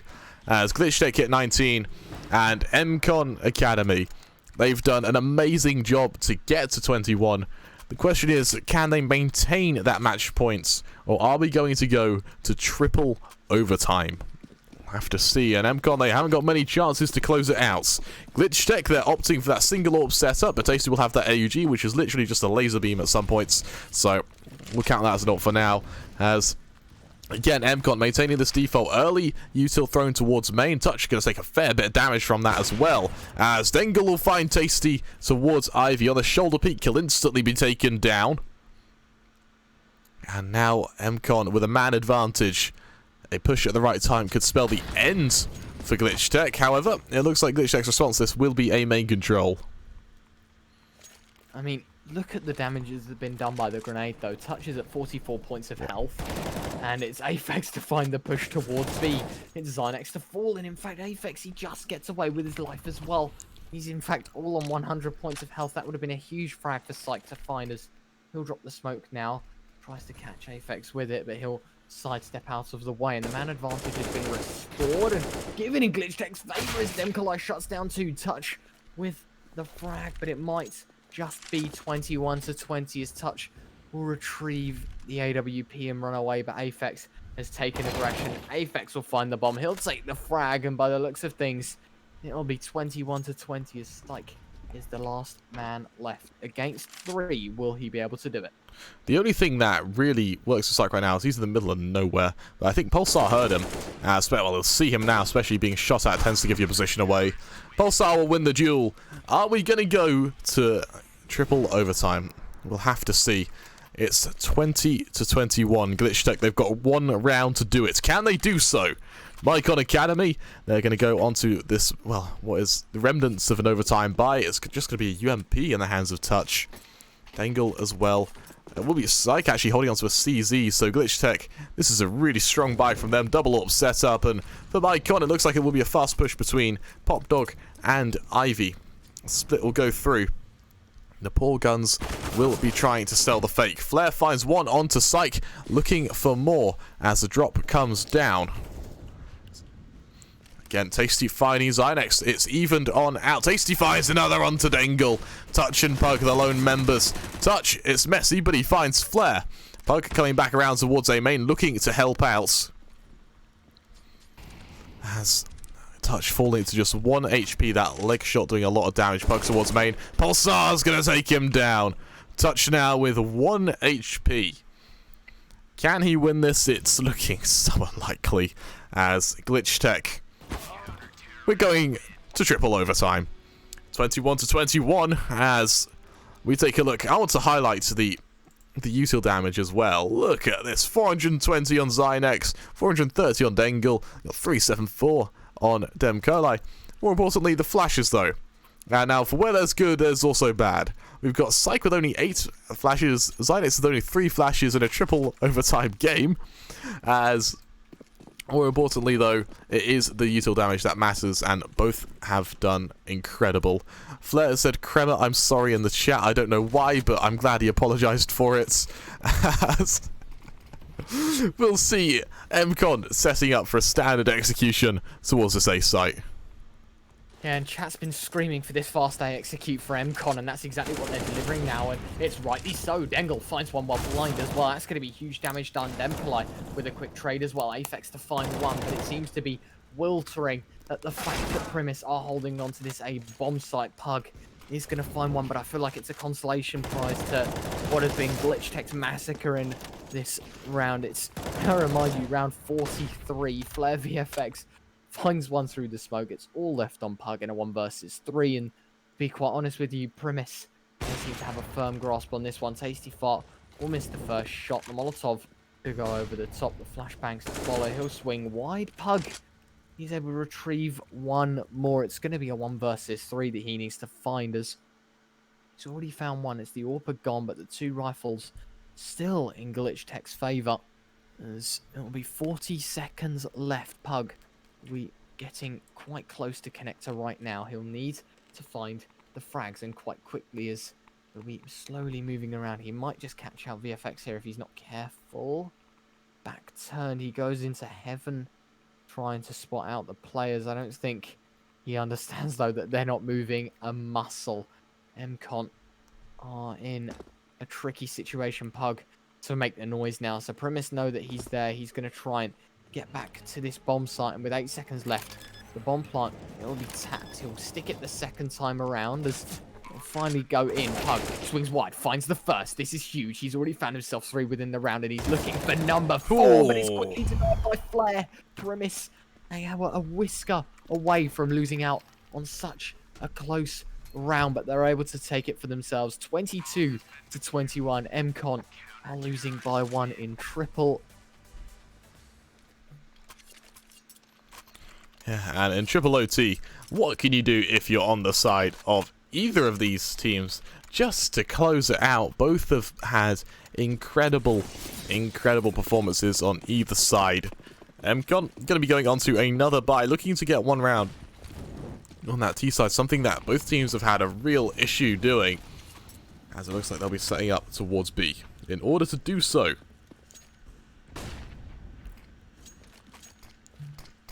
mCon will be trying to play that default once more, but I feel like they've used it way too much, and it's not working out for them. We've seen the rounds that they haven't exactly lost from. They've used a sort of push strategy, as finally they'll find their way onto this A bomb site. It'll be 2-for-1 trade. Primis with the man down, but they'll make it 2 as Psych finds one through the smoke. It's Aphex to fall, and Blair and Pulsar are against the 4, but they do make it 3. The knife comes out, but Psych is able to trade things out. It's all on Pulsar in the 1 versus 3. The AWP shining for the first, but just a missed shot onto Pug might cost him this round, as he'll be edging towards around the left side of the smoke. Pug to drop him, and mCon, they'll tie things up 22-22.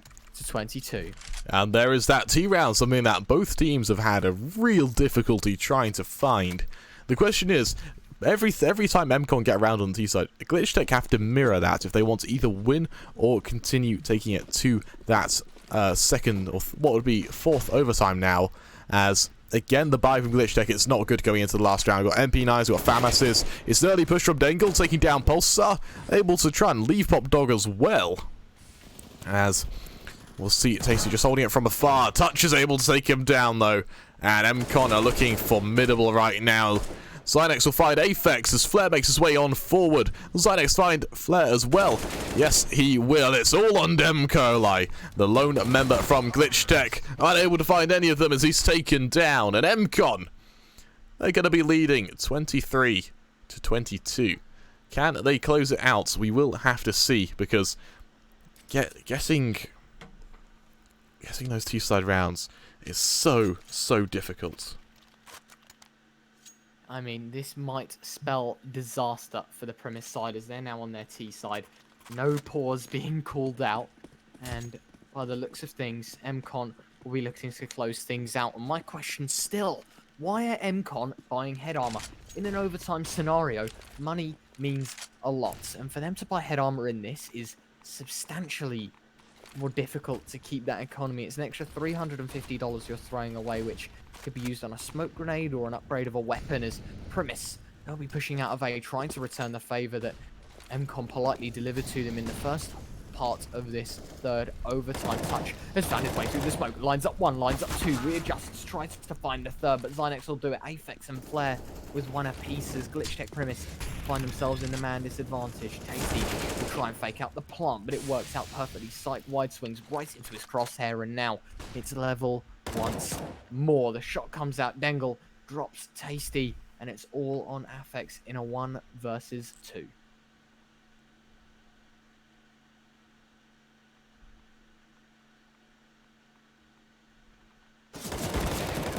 Fortunately, he'll fall, and Pug, he's going to bring mCon Academy to a 24th. It's match points. Can Glitchtech win the next 2 rounds in a row? We'll have to see. The odds are definitely stacked against them. It's going to be, again, to get rounds on the T side, especially in overtime, it just seems impossible for either of these teams. mCon broke that spree when they finally able to. However, Glitchtech, they're being a bit more passive with this. It's standard control towards Pop Dog. Nothing too exciting, as it looks like it will be a bit of a split coming through to this ace site if a standard execution comes through. Touch aggressing towards lower as well, looking to catch out the early player, get this early advantage. But there's none to be found just yet. A ring out of shot, contact made, but Dengle will aggress from upper, trading onto Aphex, taking him down. As we'll see Pulsar with his teammate of Flare holding onto that bomb, trying to make sure that it's clear. As Glitchtech Primis, a man disadvantage, a 2-round deficit, and if they lose this, they're going to be eliminated. As Touch finds mCon, it's looking difficult for Glitchtech. Pulsar leading that execution. Can they take down mCon Academy? I mean, look, it's a 3 versus 5. Glitchtech, they're in a world of hurt right now. They need to get out of this struggle that they've been put into by the Primis, by the mCon side, excuse me, as by the looks of things, Glitchtech will try their last push towards B. The fate from A will come out, but the utility is so weak. Pulsar edging to try and get down ramp. Had he have done it about 5 seconds before, he would have been fine, but the smoke from Dengle is going to force a stoppage to the push, but Pulsar will find his way right on through. It's the 1 versus 5. Pulsar, he has to do everything in this round, but mCon seems to be looking too strong as Pug will find the frag, and it goes 25-22, as it will be mCon Academy that find their way to the semi-finals. An unfortunate turn of events for Primis, but I mean, what resilience they showed in that one, as you know, it was an unfortunate scenario for them to be in, but GG's to both teams nonetheless. That was probably the best of 3 series we are going to see on this channel ever. Yeah, without a doubt. It was a phenomenal game. Thank you to everyone who came out to see it. Ending on 50 viewers, that's just unbelievable. Ron, thank you to you for accompanying me for that second and now third map. I guarantee you if I had to do that alone, I'd be sounding like I've been smoking for the last 20 years, which is impressive because I've only been alive for 19. Again, that'll be mCon going forward into the next round of the tournament. Commiserations to Primis, who will be falling. And once again, thank yous to those who came out to see this. I've been your caster, Crema3. You can find me at Crema32. We've got Ryan here, or EU_retro. You want to find him on Twitter as well. Give us both a follow, give the league a follow, and be sure to sign up for the next season if you believe you can do better. Once again, thank you, and that's goodbye from us. Bye bye.